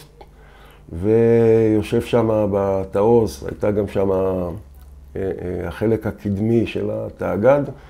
יושב ספי שאומן, שאני מכיר אותו מקורס קצינים, והוא עם כוויות קלות, שרק שתבינו, השיטה עם פצועים, בעצם זה גם קיים היום בבית חולים, זה נקרא טריאז'. אתה עושה, הרופא או החובש עושה מיון, אלה שעומדים למות הם זורק הצידה, את הקלים הוא זורק הצידה, הוא מטפל בבינוניים כדי שהם יחיו, אחרי זה עובר לגוססים כדי לראות אם הוא יכול להציל מישהו, ורק אחרי זה מתפנים לקלים, וספי יושב וכואב לו, ואני שופך עליו ג'ריקן מים, והוא ואני אומר לו, ספי, שמור על עצמך. אני החלפתי את ספי אחר כך בתור מ"פ בגדוד 195. אני עקבתי בגאווה אחרי הקידום שלו, קצין מצטיין. בשלג הוא היה מפקד גדוד, קציני שריון. חטיבה 460, לילה, שני גדודים עומדים אחד מול השני, מזהים אחד את השני כאויבים, יורים אחד על השני, כמה הרוגים. ספי שאומן, המג"ד המצטיין ביניהם. סיפור שלי מלא מוות לצערי. מה קורה מה-16 לחודש? 16 לחודש הוא קצת דרמטי מבחינתי. שוב עולים לעמדות, יום שגרתי למעלה, בעמדות, יורדים למטה, אתה כבר כמו פקיד שחוזר הביתה עם התיק שלו, אתה חושב האם יהיה אוכל חם, האם יהיה קו טלפון כדי שנוכל להתקשר לחברה, להורים לא היה אז קו טלפון, אולי תגיע מכלית מים ואנחנו נעשה מקלחת, שפריץ של מים קרים, כיף בלתי רגיל, ואז בום, משהו צהוב מול העיניים, וזה מה שאני זוכר. בדיעבד מסתבר מהסיפור שליקטתי מקוסטיק האגדי, שנכנסנו לתוך מערב ארטילרי, נפל לידינו פגז סינוור אותי, אני צנחתי לתוך הרצפה על הברכיים, וצעקתי, אני עיוור, אני לא רואה כלום, כנראה בקול קצת יותר היסטרי ממה שאני משמיע עכשיו. קוסטיקה מדווח, מפנה אותי אחורה, איכשהו אני מגיע לכביש הרוחב, קוסטיקה לא זוכר שהוא הביא אותי, יכול להיות שהנגמ"ש הפלוגתי, לא ברור, לא משנה גם. והשליש הגדודי, אריק גוטמן, שומע את זה, קופץ לג'יפ שלו, מפנה אותי מכביש הרוחב, נכנס לארטילריה וזה כשהוא בג'יפ, טוב חברים, וכאן לזה עוד פעם פותח סוגריים. אריק היה איתי בחדר 3 שנים, גם כן הוא הלך לשריון, הוא עדיין חשב שהוא בפנימיה ועשה ברדק, ואז הוא עף מקורס קצינים ועשה השלמת קציני שלישות, והיה שליש הגדודי במלחמה, הוביל שיירות, עשה הרבה דברים מעבר לתפקיד רגיל של שליש. אחרי המלחמה הוא חזר עם פרוטקציה של המג"ד, עמנואל סקל, ועשה השלמת קורס קציני שריון. היה מ"פ בגדוד 188, התקדם במילואים לדרגת סגן אלוף, עבד גם בשב"כ, בקיצור בחור ערכי ואיכותי, כבוד. ואני חוזר לסיפור שלי. אני שוכב 2-3 בתאגד, בהתחלה אני ממש עיוור, זאת אומרת, פותח את העיניים ואני רואה מין כתם מול העיניים, זה מה שאני מסוגל לראות. בהתחלה אני צועק עיוור, מכניסים לי זריקת הרגעה ואני מבין שאני לא עיוור, זה כבר טוב. הרופא שואל אותי אם אני רוצה להתפנות, אני אומר לו שאני מסרב. בדיעבד, אני פשוט לא מבין את הרופא הזה. מהספר של המג"ד, הוא דיווח לו שיש לי זעזוע מוח חריף, חמור. וסדק בגולגולת. אדוני, במקרה כזה אתה לא שואל את הבן אדם אם הוא רוצה להתפנות, אתה גם לא הצגת לי את כל המידע הרפואי, אתה פשוט מפנה אותו וזהו. טוב, למזלי, טיפש הייתי ביום הראשון, טיפש הייתי גם במקרה הזה, אני מאוד גאה בטיפשותי. אני שוכב איזה יומיים שלושה, קצת מתאושש, יוצא להליכות קצרות שמישהו מלווה אותי, מתעלף, מחזירים אותי, מתעלף, מחזירים אותי, שוב אני לא זוכר כלום. כעבור 3 ימים אני מרגיש מספיק טוב ואני בורח לטנקים. קוסטיקה, שכחתי, הוא כמובן בינתיים מפקד על הטנק שלי, חוזר לטנק, קוסטיקה עובר לטנק קשר, אני מפקד הטנק, לא יודע, 10 דקות, שעה, חצי שעה, זה ממש לא משנה, אני מתעלף, מפונה למיטלה, שוב, מתאושש, בורח, חוזר לטנק, קוסטיקה! מתעלף, בפעם השלישית אני מתעלף כשהטנק נמצא בעמדת אש, זאת אומרת הוא חשוף. אחרי 40 שנה התותחן מספר לי שהיו מטרות, ואני התחלתי לתת פקודה, אבל אז התעלפתי והוא עלה לעמדת המפקד, זיהה את המטרות, מדע טווח, ירד בחזרה לתא התותחן וירה. איזה תאריך אנחנו מדברים כבר? אנחנו מדברים על בין ה-16 ל-20, התאריכים מטושטשים לי, זה גם לא כל כך חשוב. אוקיי.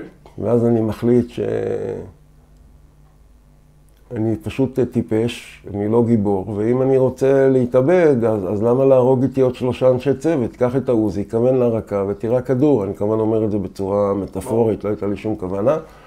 ואז אני שוכב בתאגד, ואני עובר צולח את התעלה, כשאני בפלוגת מפקדה, ואני רוצה רגע לתת לפלוגת מפקדה, נקראים היום תומכי לחימה, אנחנו בגדוד זלזלנו מהם, קראנו להם המאפיונרים,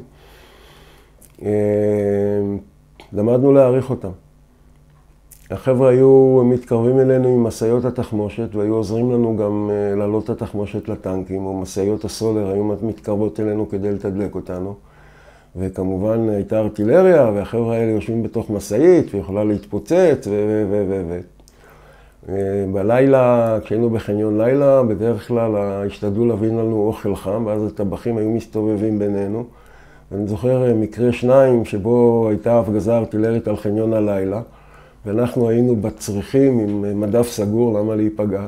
אז אתה שומע נקישה למעלה, מישהו רוצה מרק חם, מישהו רוצה מרק חם, זה פשוט הזוי. אז זה נכון שאף טבח לא קיבל צלש, כי הוא שפך סיר מרק רותח על האויב המצרי, אבל הם הסתכנו, והעבודה שלהם ראויה להערכה. היום קוראים להם תומכי לחימה, ואני מקווה שזה גם יתבטא ביחס אליהם, מגיע אליהם. כשהייתי מ"פ וסמג"ד מאוחר יותר וסיפרתי את סיפור המלחמה שלי, תמיד טרחתי להדגיש לחיילים ולמפקדים שלא היו במלחמה את החלק של פלוגת מפקדה. החשיבות שלהם ואומץ ליבם לא פחותים מאלה של הטנקיסטים שזוכים בכל התהילה. נחזור לצליחת התעלה, סליחה, אני יושב בנ"נ סמ"פ, לפניי שיירה של מכליות סולר ודלק, מאחוריי שיירה של תחמושת טנקים. אנחנו מתקרבים למעבר שנקרא חצר מוות, לא סתם קראו לו חצר מוות, זה היה מטווח כל הזמן אש כבדה של המצרים, וכל מה שאני מסוגל לחשוב בנ"נ הזה, זה שמזל שאנחנו גדוד ממושמע וכולנו יושבים עם כובעי פלדה. כי כשיפגע פגז ארטילרי בתחמושת או במכלית דלק וכולנו נתפוצץ, אז ימצאו לפחות את הראשים שלנו 1.5 קילומטר ממקום הפיצוץ. מה הסיבה שבעצם לוקחים אותך קדימה ולא מפנים אותך אחורה? זה מעניין. סליחה, אני לוחם, אני לא... מה זאת אומרת? אף אחד בכלל לא חשב על העניין הזה. בטח לא אני, מישהו היה אומר לי להתפנות, הייתי מצרף פקודה, גם אם זה היה המג"ד הנערץ שלי. לא אמרו לי ולא שאלו ולא הייתי מוכן, גם אם היו שואלים, ולא. אמרתי, אני טיפש. עובר את התעלה ביחד עם פלוגת מפקדה. אחרי התעלה יש תעלה של מים מתוקים, איזה כמה קילומטרים. עולה על טנק, הפעם קוסטיקה מפקד טנק, הוא כבר לא התאום הסיאמי שלי, ובעצם אין אירועים מיוחדים, ואנחנו מגיעים בסיום הלחימה, ב-26-7, לקילומטר ה-101, הוא נקרא ככה כי זו הייתה הנקודה הקדמית של כוחות צה"ל בגזרת הדרום, 101 קילומטר מקהיר. אנחנו שם, לפעמים יש קצת חילופי אש, אבל יש נקל וממש לא רציני. ואז מתחילות שיחות על שביתת הנשק, וזה בקילומטר ה-101, ואנחנו רואים את האוהל שבו מתקיימות השיחות, ורואים את הרכבים של המצרים והישראלים והאום שמגיעים כדי לעשות את הפסקת האש. בזה נגמרה המלחמה שלי. מה קורה בשלב הזה? שנייה. אני רוצה לחזור לסיפור המלחמה. דיברתי על זה שיצאנו 9 טנקים. בפלוגת טנקים יש 11 טנקים. הפקודת קבע למקרה של מלחמה הייתה ששני טנקים בפיקוד ממם יוצאים 20-25 קילומטר דרומה. היו שם מקום שנקרא רס סודר, היה שם שדה נפט וכוח חי"ר שמטרתו הייתה להגן, והם יוצאים לתגבר אותו. שם הממם הוא אורי שכטר, הוא יורד, עושה עבודה מצוינת, דופק כמה הליקופטרים של קומנדו מצרי, חיילים, לא יודע אפילו בדיוק. מצטרף אלינו לגדוד, והוא יושב באוהל ובוכה. איך עזבתי אתכם, איך הפקרתי אתכם, אני לא נלחמתי ואתם כן. ואנחנו אומרים לו, אורי, קודם כל זה הייתה פקודות הקבע, זה מה שאמרו לך לעשות וזה מה שעשית. מי ידע בכלל מה יהיה? אתה נסעת 20-25 קילומטר, 2 טנקים, זה הרבה יותר מסוכן ברמה העקרונית ממה שאנחנו עשינו. וזה לא משכנע אותו. אחרי זה, כשאני חוזר לפוסט-טראומה שלי, אני מבין שאתה יכול לקבל פוסט-טראומה או טראומה, לא רק ממה שעבר עליך שנלחמת וכו' כמוני, אלא גם מדברים שלא קרו לך. אחרי חודש אורי עובר לגדוד 46, כמ"מ לצמ"פ, בהכנת המפקדים יושב מולו איזשהו קצין בשם ברודי. אני הסמכתי אותו כמפקד טנק, משחק בקלצ'ניקוב, יורה כדור, הראש של אורי מת, מוות. סליחה. מוות טיפשי ומיותר. אורי חוזר אליי בחלומות ושואל אותי למה הסמכתי את ברודי למתק. אני אומר לו שזה לא קשור למלחמה, אבל אנשים בלי מוח לא מסוגלים לחשוב, הם לא מסוגלים להבין, והוא עוד פעם חוזר וחוזר ושואל עוד פעם את אותה שאלה. הלכתי לבקר את המשפחה שלו, אבא ערירי, סיפור עצוב מאין כמוהו. אחרי המלחמה, תקופה קשה בפני עצמה, תכף אני אחזור לעצמי, אבל ההרוגים נקברו בבית קברות זמני בקיבוץ בארי, ואחרי המלחמה עושים את ההלוויות, וכל פעם שאתה יוצא לחופשה, השליש נותן לך רשימה של חללים מהגדוד, אתה הולך להלוויות. באותו שלב אתה כבר מכיר את החבר'ה של הרבנות הצבאית, שאתה פשוט נפגש איתם. קופץ 40 ומשהו שנה קדימה, אני ועוד כמה חבר'ה מהגדוד, ביניהם אברי גורן, עולים לקבר של אנדרש גוטמן. סיפור עצוב בפני עצמו. ובא מולנו החזן הצבאי, כזה בחור צעיר, נמרץ, ואז אני אומר לו, אתה לא צריך להיות פה, אני מחליף אותך, אני יודע את אל מלא רחמים. הוא אומר לי, נו. ואני מתחיל לשיר, אל מלא רחמים, שוכן במרומים, ובסוף הוא אומר לי, המילים בסדר, המנגינה ממש לא. אז זהו, זה גם דבר שנחרד. עוד דבר שנחרד זה שאתה הולך להלוויות, וגם שאתה מסתובב עם מדים, וכולם צועקים עליך, מחדלניק, מחדלניק, אני אשם במחדלי יום כיפור. אני, ושכמותי שסבלנו הכי הרבה, אני מחדלניק, לא עוצרים לך טרמפים. סיוט בפני עצמו. אני יוצא לחופשה, הלוויות, דיברתי, הולך לחברה, במקום שהיא תנחם אותי, אני צריך לנחם אותה, כי היא בוכה כל הזמן. יעל, אח שלה, גדי בונה, נהרג במלחמה. ואני מרגיש שהדברים האלה מתחילים ללחות וללחות וללחות. וכמובן מבקר אצל משפחות שכולות, וזה מצטבר הלחץ הזה. ואז אני מאושפז, הייתי כבר קמב"ץ חטיבה, חטפתי איזושהי דלקת קרום המוח, אני מאושפז, ופתאום עיניים נפתחות לי, ואני רואה שיש עולם נורמלי, חיים נורמליים. ואני מפסיק לבקר את המשפחות השכולות. אני גומר עם יעל. יעל הייתה אהבת חיי הראשונה. אם לא הייתי גומר איתה, אני משוכנע ברמה של 90% שהיינו מתחתנים. ואחרי זה חודש הבנתי שעשיתי טעות וניסיתי לחזור איתה, אבל היא התחילה לצאת עם מישהו אחר. אני כותב לה מכתבים שבהם אני שופך את ליבי. אני לא שלח להם אותה. אחרי זה 40 שנה שהתחלתי עם הפוסט-טראומה, באיזשהו שלב אני מבקש מידידה משותפת שאני יודע שהיא עדיין מקיימת קשרים עם יעל, שתעביר לה מסר ותסביר מה קרה, והיא עונה לי שהנה עוד טרגדיה, משהו כזה מהמלחמה הארורה הזאת. אני לא מעז ליצור את הקשר. אני יודע שהפרידה ממני הייתה בשבילה טראומה נוראה. שמעתי את זה מחברות משותפות, והיא לא הבינה למה אני עושה את זה. גם אני לא הבנתי. אחרי המלחמה אני ממשיך במסלול פיקוד רגיל בשריון. אני קמב"ץ חטיבה. אני מ"פ בגדוד 195, מחליף את אותו ספי שרמן שסיפרתי עליו שנהרג בשלג.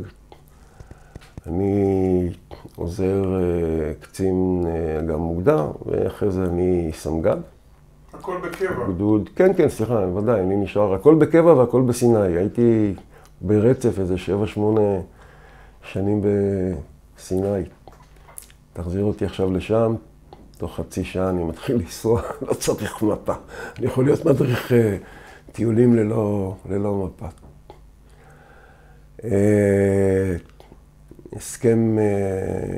הסכם סאדאת בגין, הגדוד עובר לבקעה, אני הסמג"ד שלו. יש החלפת סמג"דים בחטיבה 211 כדי שתהיה איזושהי הטמעה. אני שם איזה חצי שנה. כשאני מ"פ בקורס סגלי טנקים, אני פוגש את אהבת חיי השנייה. אני אומר אהבת חיי כי היו לי בסך הכל שתי חברות רציניות. יעל שסיפרתי עליה ומירי. איתה התחתנתי כשהייתי עוזר קצין אג"ם מוגדר. היינו נשואים כ-25 שנה עד שהתגרשנו. אני חשבתי שזה בגללה, כי היא רצתה להתגרש כשהייתי פוסט-טראומטי. זאת אומרת שהתחלתי לנתח, הבנתי שזה היה בגללי, כי הייתי בלתי נסבל לחלוטין. קראתי לה סבל. עד היום אנחנו ביחסים טובים. היא טיפלה בי. כשהתפרצה הפוסט-טראומה, היא נותנת העצות הכי טובה שיש לי. חגים אנחנו חוגגים ביחד. אני משתדל כמובן לגמול לה בצורה כזו או אחרת. הערכה שלי אליה היא אדירה. טוב, אז אני מתלבט עם ללכת ללימודי הנדסה. אני דרך אגב, אין לי תעודת בגרות עד היום, כי נכשלתי במתמטיקה ופיזיקה. זה לא ממש רקע ללמוד הנדסה. אבא שלי, שהוא איש טכני, אומר לי, אל תלך, יש לך שתי ידיים שמאליות. מתמטיקה ופיזיקה זה לא התחום שלך. מירי והחותנת שלי, זילפה, מפעילות עליי לחץ כמעט פיזי. תלך, תנסה, אתה תצליח. ואני אומר לעצמי, נלך, נעוף, נלך ללמוד היסטוריה, מה הבעיה? ואני יוצא ללימודי הנדסה. אני מסיים אותם בציונים גבוהים, אני מתחיל תוך כדי כך ללמוד בתואר שני. אני מקבל מלגת הצטיינות על מחקר מדעי במסגרת המאסטר. אז תעודת הצטיינות על מחקר מדעי יש לי, תעודת בגרות אין לי. אולי פעם שאני אהיה בן 80 אני אשלים את זה כדי שלא יגידו, הוא אין לו בגרות.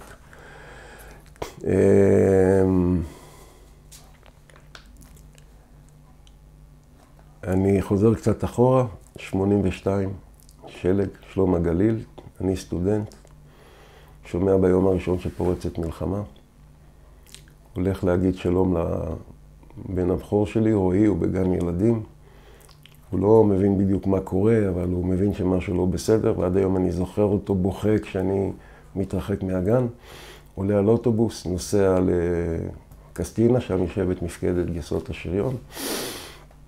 מתארגן כוח לצליחה, אני מתמנה לקמב"ץ, העסק מתפזר כעבור איזה יום, תופס טרמפ לצפון, מתארגן על איזה 6 טנקים זנוחים שנשארו במשטח עם צוותים של בני ישיבות שגם כן היו בלי טנקים, מתחיל להתקדם, נכנס לתוך לבנון אחרי הכוחות. הטנקים האלה היו מוזנחים, לא טיפלו ורובם מתקלקלים, ואני תופס טרמפ למפקדת האוגדה, ואני הופך לאחד הקמב"צים בחמ"ל האוגדתי, צריך להיות שם סבב של 24/7 כמובן, ולפעמים צריכים להיות 2 קמב"צים. איזה אוגדה כרגע?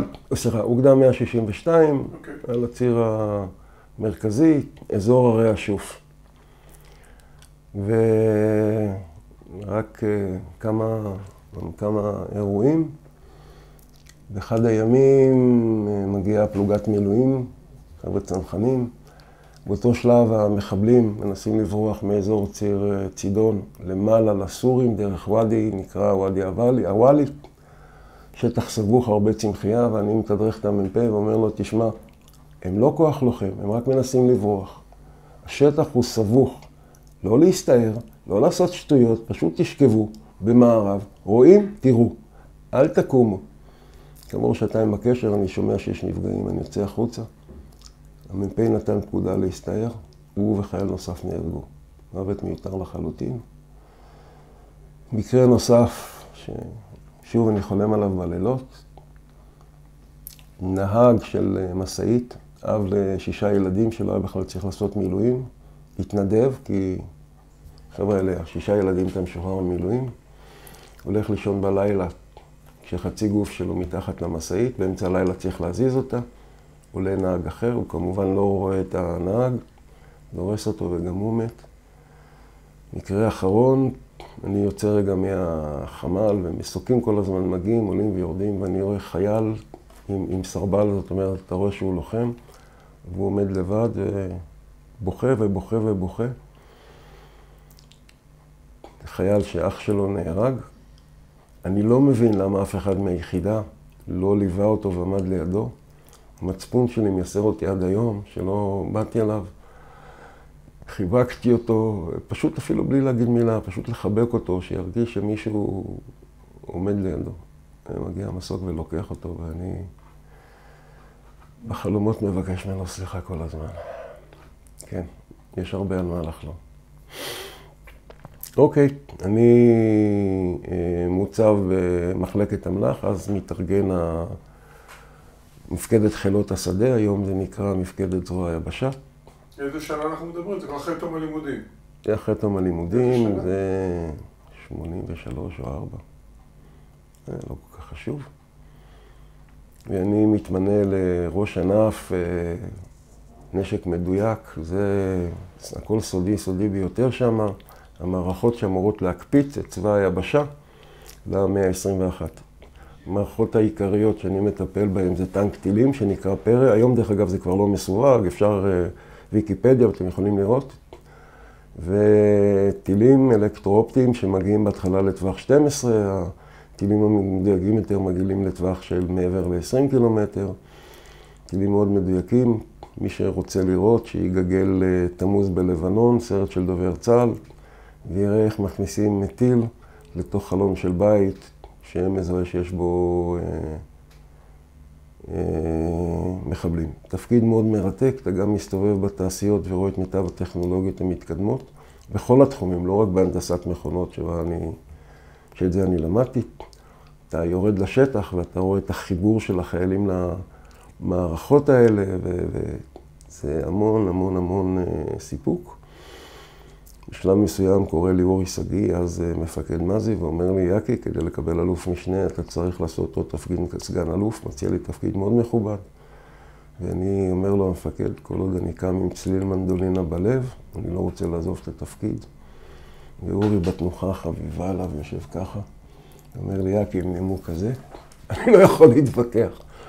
ואני תקוע כמו מסמר בלי ראש, איזה 8 שנים בתור, 7-8 שנים בתור ראש ענף. נשאר סגן אלוף, לא מצטער על אף רגע. ב-90 אני מקבל במסגרת עוד כמה, קיבלו את זה עוד כמה אנשים שמובילה הפרויקט. את פרס ביטחון ישראל. אני מוגש שוב, כפי שאמרתי בהתחלה, על פיתוח הטיל המתקדם, ונפסל מסיבות מנהלתיות. וכאן אני רוצה שוב לעשות פאוזה ולהסביר משהו. אני משתמש במונח אני ואני כי זה רעיון איתי. אבל למעט הקטע שהתעלפתי וחזרתי והתעלפתי וחזרתי, שזה אני ואני, אז היום הראשון שזה אני ואני, זה לא אני ואני. זה קוסטיקה וזה איבניצקי וזה שלום התותחן. אנחנו צוות, אין אני. וממש אין אני, ואני חלק, אני בורג קטן בתוך פלוגה וגדוד, וכולם זה אני ואני ואני. אני לא חשוב פה. אותו דבר בפיתוח. זה דבר שעובדים עליו מאות אנשים, וכל אחד יש לו חלק קריטי, וכל אחד משקיע את נשמתו. זה שלוקחים 4-5 אנשים, יש בזה עוול מסוים, כי אני קיבלתי את הפרס, ומישהו אחר לא קיבל את הפרס, כי אני הייתי במקום הנכון, בזמן הנכון, זה הכל. ובאמת ב-21 או 22 מחליטים שעל פרויקטים אין יותר פרסי ביטחון ישראל אישיים, אלא הפרס ניתן לצוות הפרויקט, לכולם. וזו החלטה הרבה יותר יפה, אז בואו נוריד את האני ואני ואני, זה חד וחלק, זה לא אני.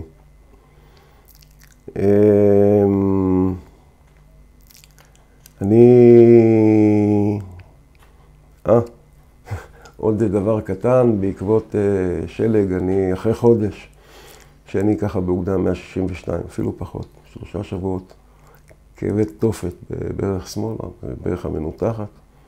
הברך מגיעה ככה, מתחרה עם כדורגל בנפח, אני הולך למרפאה, הרופא זורק אותי לרמב"ם, הפעם אני לא מסרב.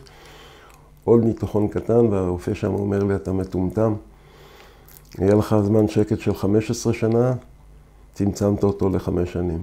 ואני אומר לו, כמו אידיוט, איך אני אדע? הוא צוחק ואומר לי, אל תדאג, אתה תדע. כעבור 5 שנים ושבועיים אני על שולחן הניתוחים, ניתוח מייסר שבו חותכים לי, מנסרים לי את החלק התחתון של הרגל מצד לצד כדי לעוות אותה, שמים פה פלטה, וזה כדי ליישר את הברך, כי הברך התעוותה ואז הכאבים נבעו מזה שיש חיכוך בין העצמות. ניתוח לא מצליח, אני עובר עוד ניתוח כזה.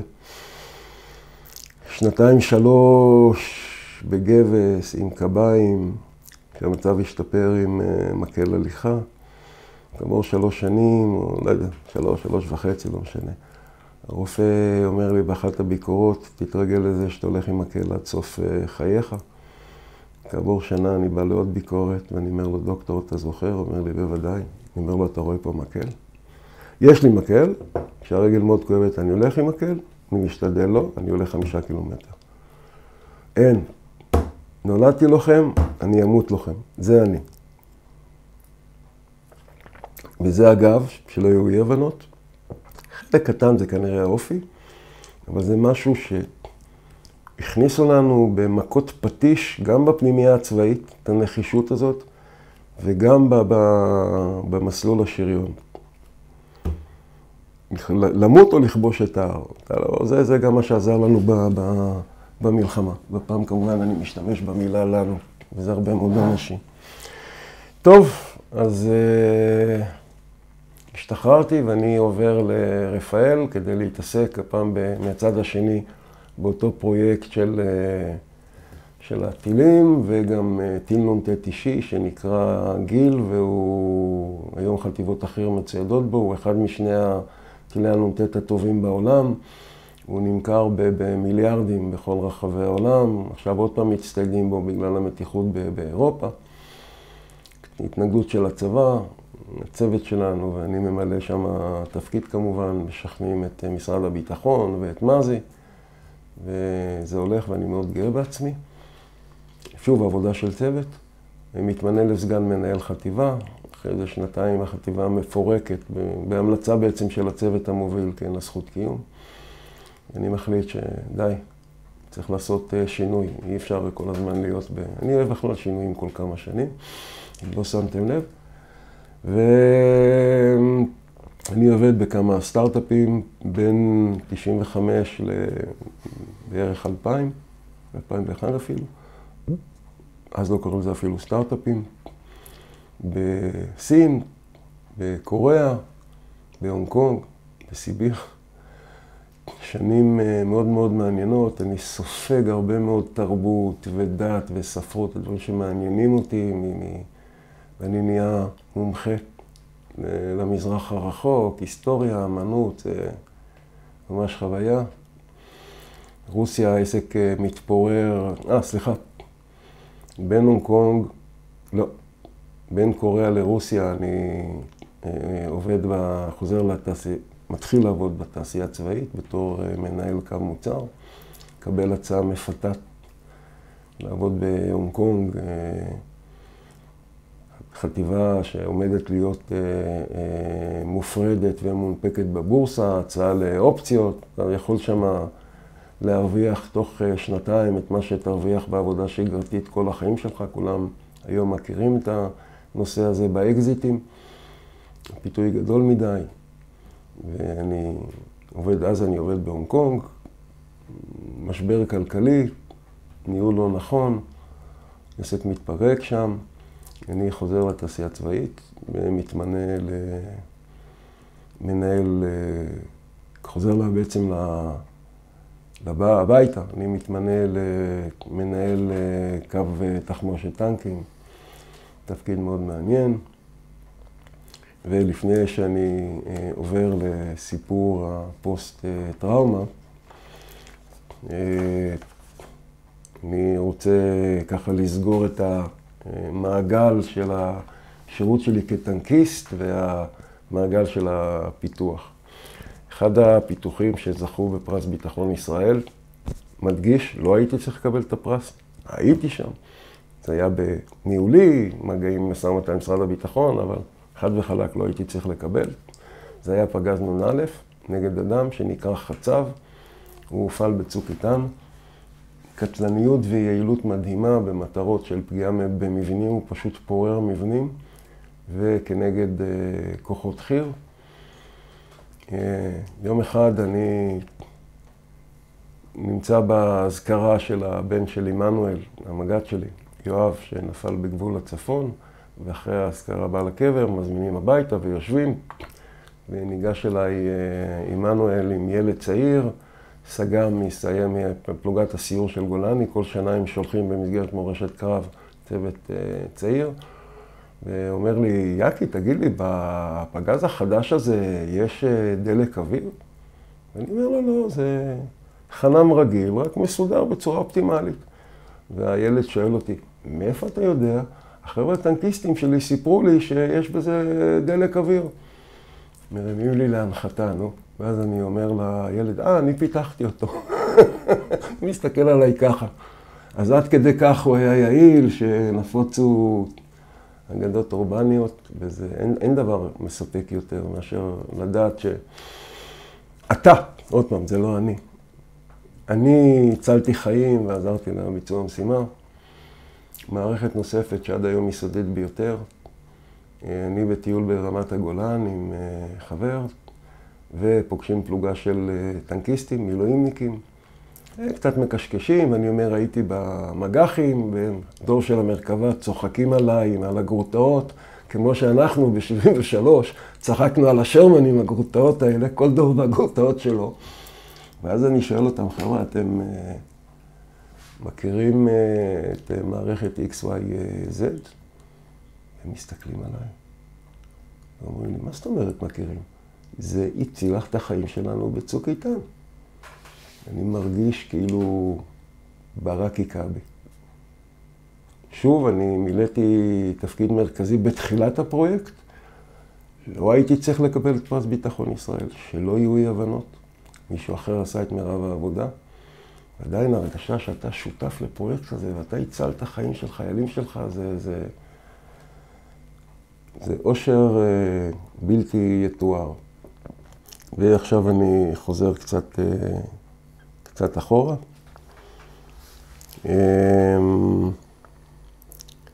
כפי שאמרתי, בתקופה הזאת שהגעתי לתעשייה הצבאית בערך, אני מתגרש ממירי. חושים מאוד כואבים שהבילו אותי לטיפול פסיכולוגי. באותו זמן בערך מתפרסם ספר של קהלני שנקרא אני נשבע לך, שבו רעיונות עם מפקדים וטייסים וחיילים ואימהות שכולות ממלחמת יום כיפור. ויש שם רעיון, עם המג"ד שלי. וקהלני שואל אותו, מה דעתך על מלחמות הגנרלים? זה מושג שהיה אחרי יום כיפור. הרמטכ"ל ואלוף פיקוד הדרום גורודיש ומפקדי האוגדות אריק שרון וברן, אברהם עדן, רבו מי אשם ומי לא אשם. חבר'ה, אל תריבו. כולכם חרות, כולכם פישלתם. אנחנו ניצחנו את המלחמה, לא אתם האלופים והשרים. אנחנו. ומנואל עונה לו, תעזוב, זה בכלל לא חשוב. ובוא אני אספר לך שני סיפורים. מי שניצח את המלחמה זה הלוחמים, זה החיילים הזוטרים. ובוא אני אספר לך שני סיפורים. והוא מספר את הסיפור שלי, את הקטע של ברחתי, ואת הסיפור של ידידי אבי גורן. מאוחר יותר, כשאני כבר בטיפול כפוסט-טראומטי, עמנואל מגיע לתחקר אותי אחרי שהוא כמובן בודק עם הפסיכולוגית שלי, אם זה לא יגרום לי נזק. והוא כותב ספר שנקרא סיני שבלב, ויש שם פרק שנקרא סיפורי גבורה, והם מופיעים שם 4 סיפורים. אני אחד מהם, השני לשם שינוי, זה אותו אבי גורן. יש שם עוד 2 סיפורים. בסוף הוא כותב שבלהט האירועים אחרי המלחמה הוא שכח להמליץ על רמי דורון, אחד מה4, גם כן בוגר פנימיה צבאית, ועליי לאיתור והוא מצר על כך. וזהו, אז אני מבחינתי קיבלתי צל"ש, זה לא משנה אם יש או אין, אני את שלי עשיתי. אני דרך אגב מסתובב כל הזמן בהרגשה שלא עשיתי את המוטל עליי. פישלתי. אני לא חושב שאני פחדן, אבל אני יודע שאני לא לחמתי כמו שצריך. ואני ניסיתי להתחמק מהמלחמה וביימתי התעלפויות וכל מה שצריך. זה בסדר, לא להתרגש, זה פוסט-טראומטי. גם משלג דרך אגב, אני יוצא בהרגשה שעשיתי הצגה וסתם התפניתי אחורה. ולפני זה חודשיים אני מדבר על זה עם הפסיכולוגית שלי, ואז אני אומר, רגע, אני לא הגעתי לרמב"ם סתם ככה. הרופא החליט לפנות אותי. אני לא ברחתי, אני לא ביימתי הצגה. אני בסדר. אז זה פוסט-טראומטי.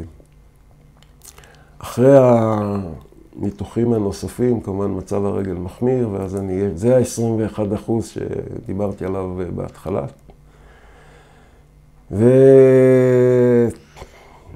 עכשיו אני מגיע לנושא הכאוב של הפוסט-טראומה. ב-2011 הבנתי שאני פוסט-טראומטי. מאוד התביישתי. כולנו מתביישים. התחלתי ללכת לפסיכיאטר ב-2012, הוא כל הזמן אמר לי הוא לא נתן לי תרופות, הוא כל הזמן אמר לי, אתה צריך טיפול פסיכולוגי, לא פסיכיאטרי. משום מה לא הגעתי לטיפול פסיכולוגי. אנחנו נרתעים מזה.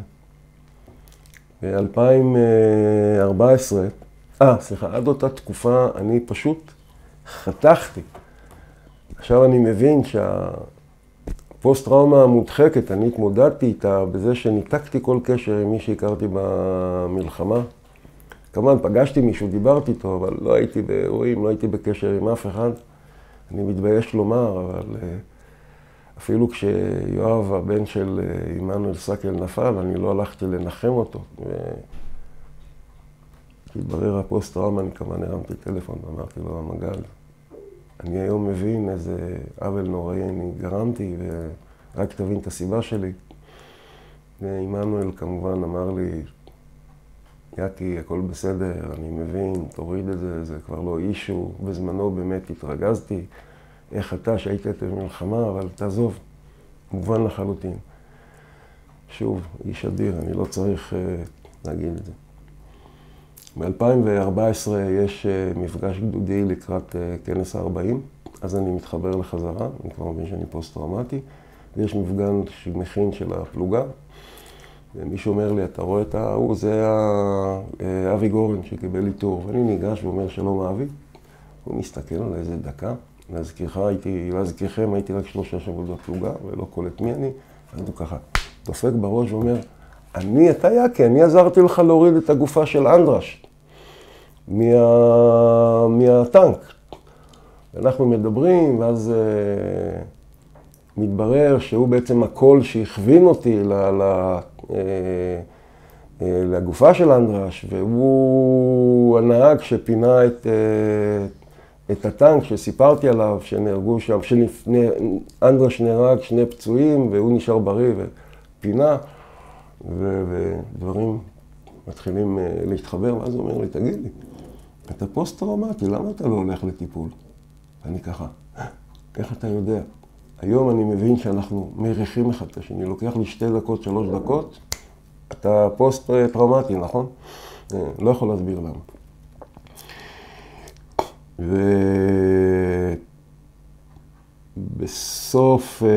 באמצע 2014 אני לוקח עורך דין כדי לתבוע את משרד הביטחון. עם הרגל לא הלכתי, בהתחלה בגלל זה קיבלתי את 10%, שמחתי על המערכת, אי אפשר לסמוך על אגף השיקום. מי שצריך להגיע לאגף השיקום צריך להגיע עם עורך דין. שאף אחד לא יתבלבל, גם היום אחרי כל הרפורמות וכל הבטיחים האלה.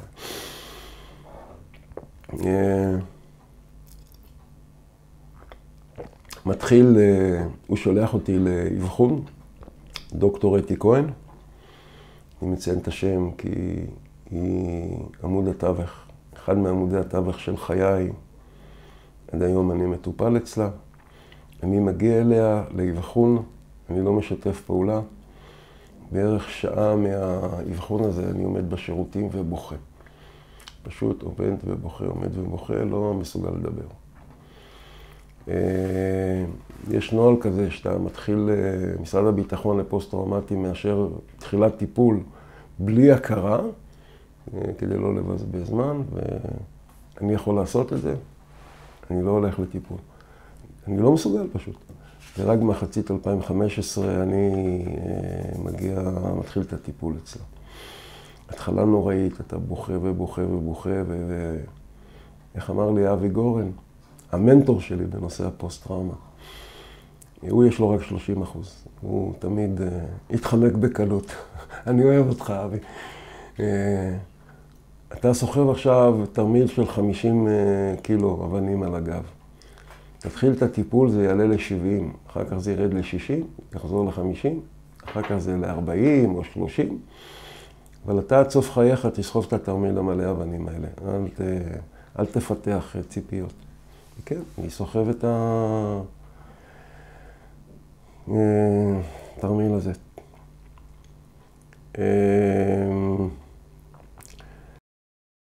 ב-2016 אני מקבל 30% זמני, אני מבין שיש לי עורך דין מחורבן, אני רב איתו. ליד המשרד של אתי יושב עורך דין אחר, עורך דין שאני כזה מקשקש איתו כי הוא איש מאוד נחמד. שמו עופר מרגלית. הוא עורך הדין שמלווה אותי עד היום. מומלץ בכל תוקף. איש מקצוע מעולה, והכי חשוב הוא בולדוג, הוא נועץ את השיניים, הוא לא יעזוב, הוא מתאבד כשהוא מטפל בך. ואני לא זוכר את זה, כי בתקופה הזאת אני מטושטש לגמרי, אני פשוט ניגש אליו ואומר לו, עופר, תטפל בי. ועופר מטפל בי. עד היום, דרך אגב, אין בינינו שום חוזה. כל הזמן אני צוחק עליו שאני לא צריך לשלם לו, כי אם הוא יתבע אותי, אני אבוא ויגיד, אין חוזה, זה לא הגיוני, שעורך דין לא יהיה חוזה, מה רוצים ממני? אני לא צריך לשלם לו בכלל. ואני גם מגיע לפסיכיאטר פרטי, אני משלם ומקבל החזר חלקי מאגף השיקום. דוקטור משיח היה סגן מנהל בית חולים אברבנאל, הוא עמוד תווך נוסף. שני האנשים האלה, הפסיכיאטר דוקטור משיח ודוקטור אתי כהן, זה הרגליים שעליהם אני עומד. עופר זה התמיכה שלי, הוא כבר הרבה זמן לא רק העורך דין שלי, הוא חבר, חצי פסיכולוג, צועק עליי שצריך. לפעמים אני צועק עליו, היה לי כמה פעמים שצעקתי עליו, ואתי אומרת לי, למה צעקת עליו? ואני אומר לה, אתי, אני צעקתי עליו, אני בכלל לא זוכר, ואני אומר לו, עופר, למה לא הפסקת אותי? מה, אני אצעק עליך?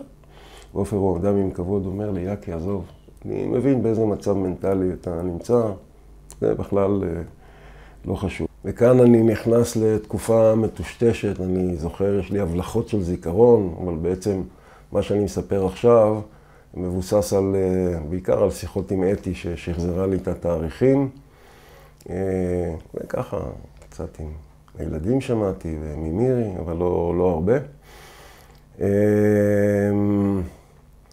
אני נכנס לתקופה שמה שאני זוכר ממנה זה בגידת החברים. רובם ככולם נעלמו. מאז אני מצטט הרבה את שייקספיר שאמר, אני אדם מאושר, כי אני לא מצפה לכלום מאף אחד.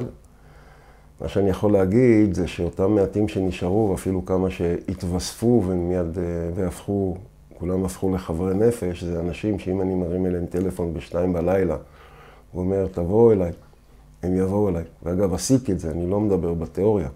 אני קראתי לאנשים והם באו אליי ועזרו לי והכל בסדר.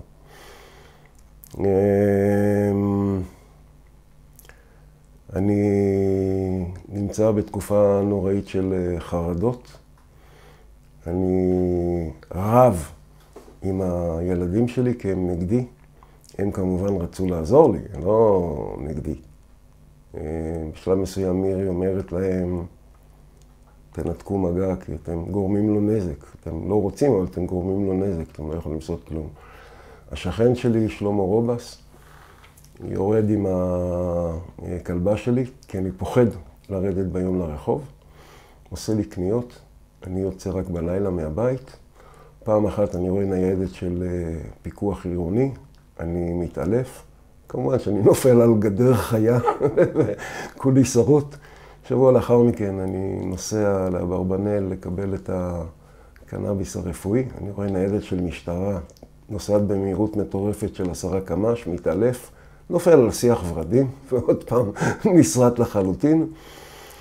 אני מחליט שרועי, בן הבכור, מונע ממני לראות את הנכדים, ואני ניגש לעופר מרגלית ואומר לו, תגיש תביעה, אני רוצה בית משפט, ועופר אומר לי, כן, אני מיד מטפל בזה, ומעדכן אותי שהוא כתב והגיש, ועוד מעט יגיע למשפט.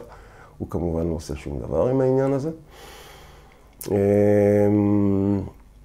ב-2017-2018 אני מתאשפז בשיבא, באר יעקב, איכילוב, ואז אני מקבל מחשבות אובדניות, ואני מצליח להכריח את עצמי, ונכנס למכונית ורץ לבאר יעקב, מתאשפז עוד פעם. ביקורים בלתי פוסקים במיון הפסיכיאטרי, אני כבר מכיר את כולם. התקפי חרדה, מתעורר באמצע הלילה, קם, מתקפל מההתכווצויות של השרירים, סליחה. אוקיי?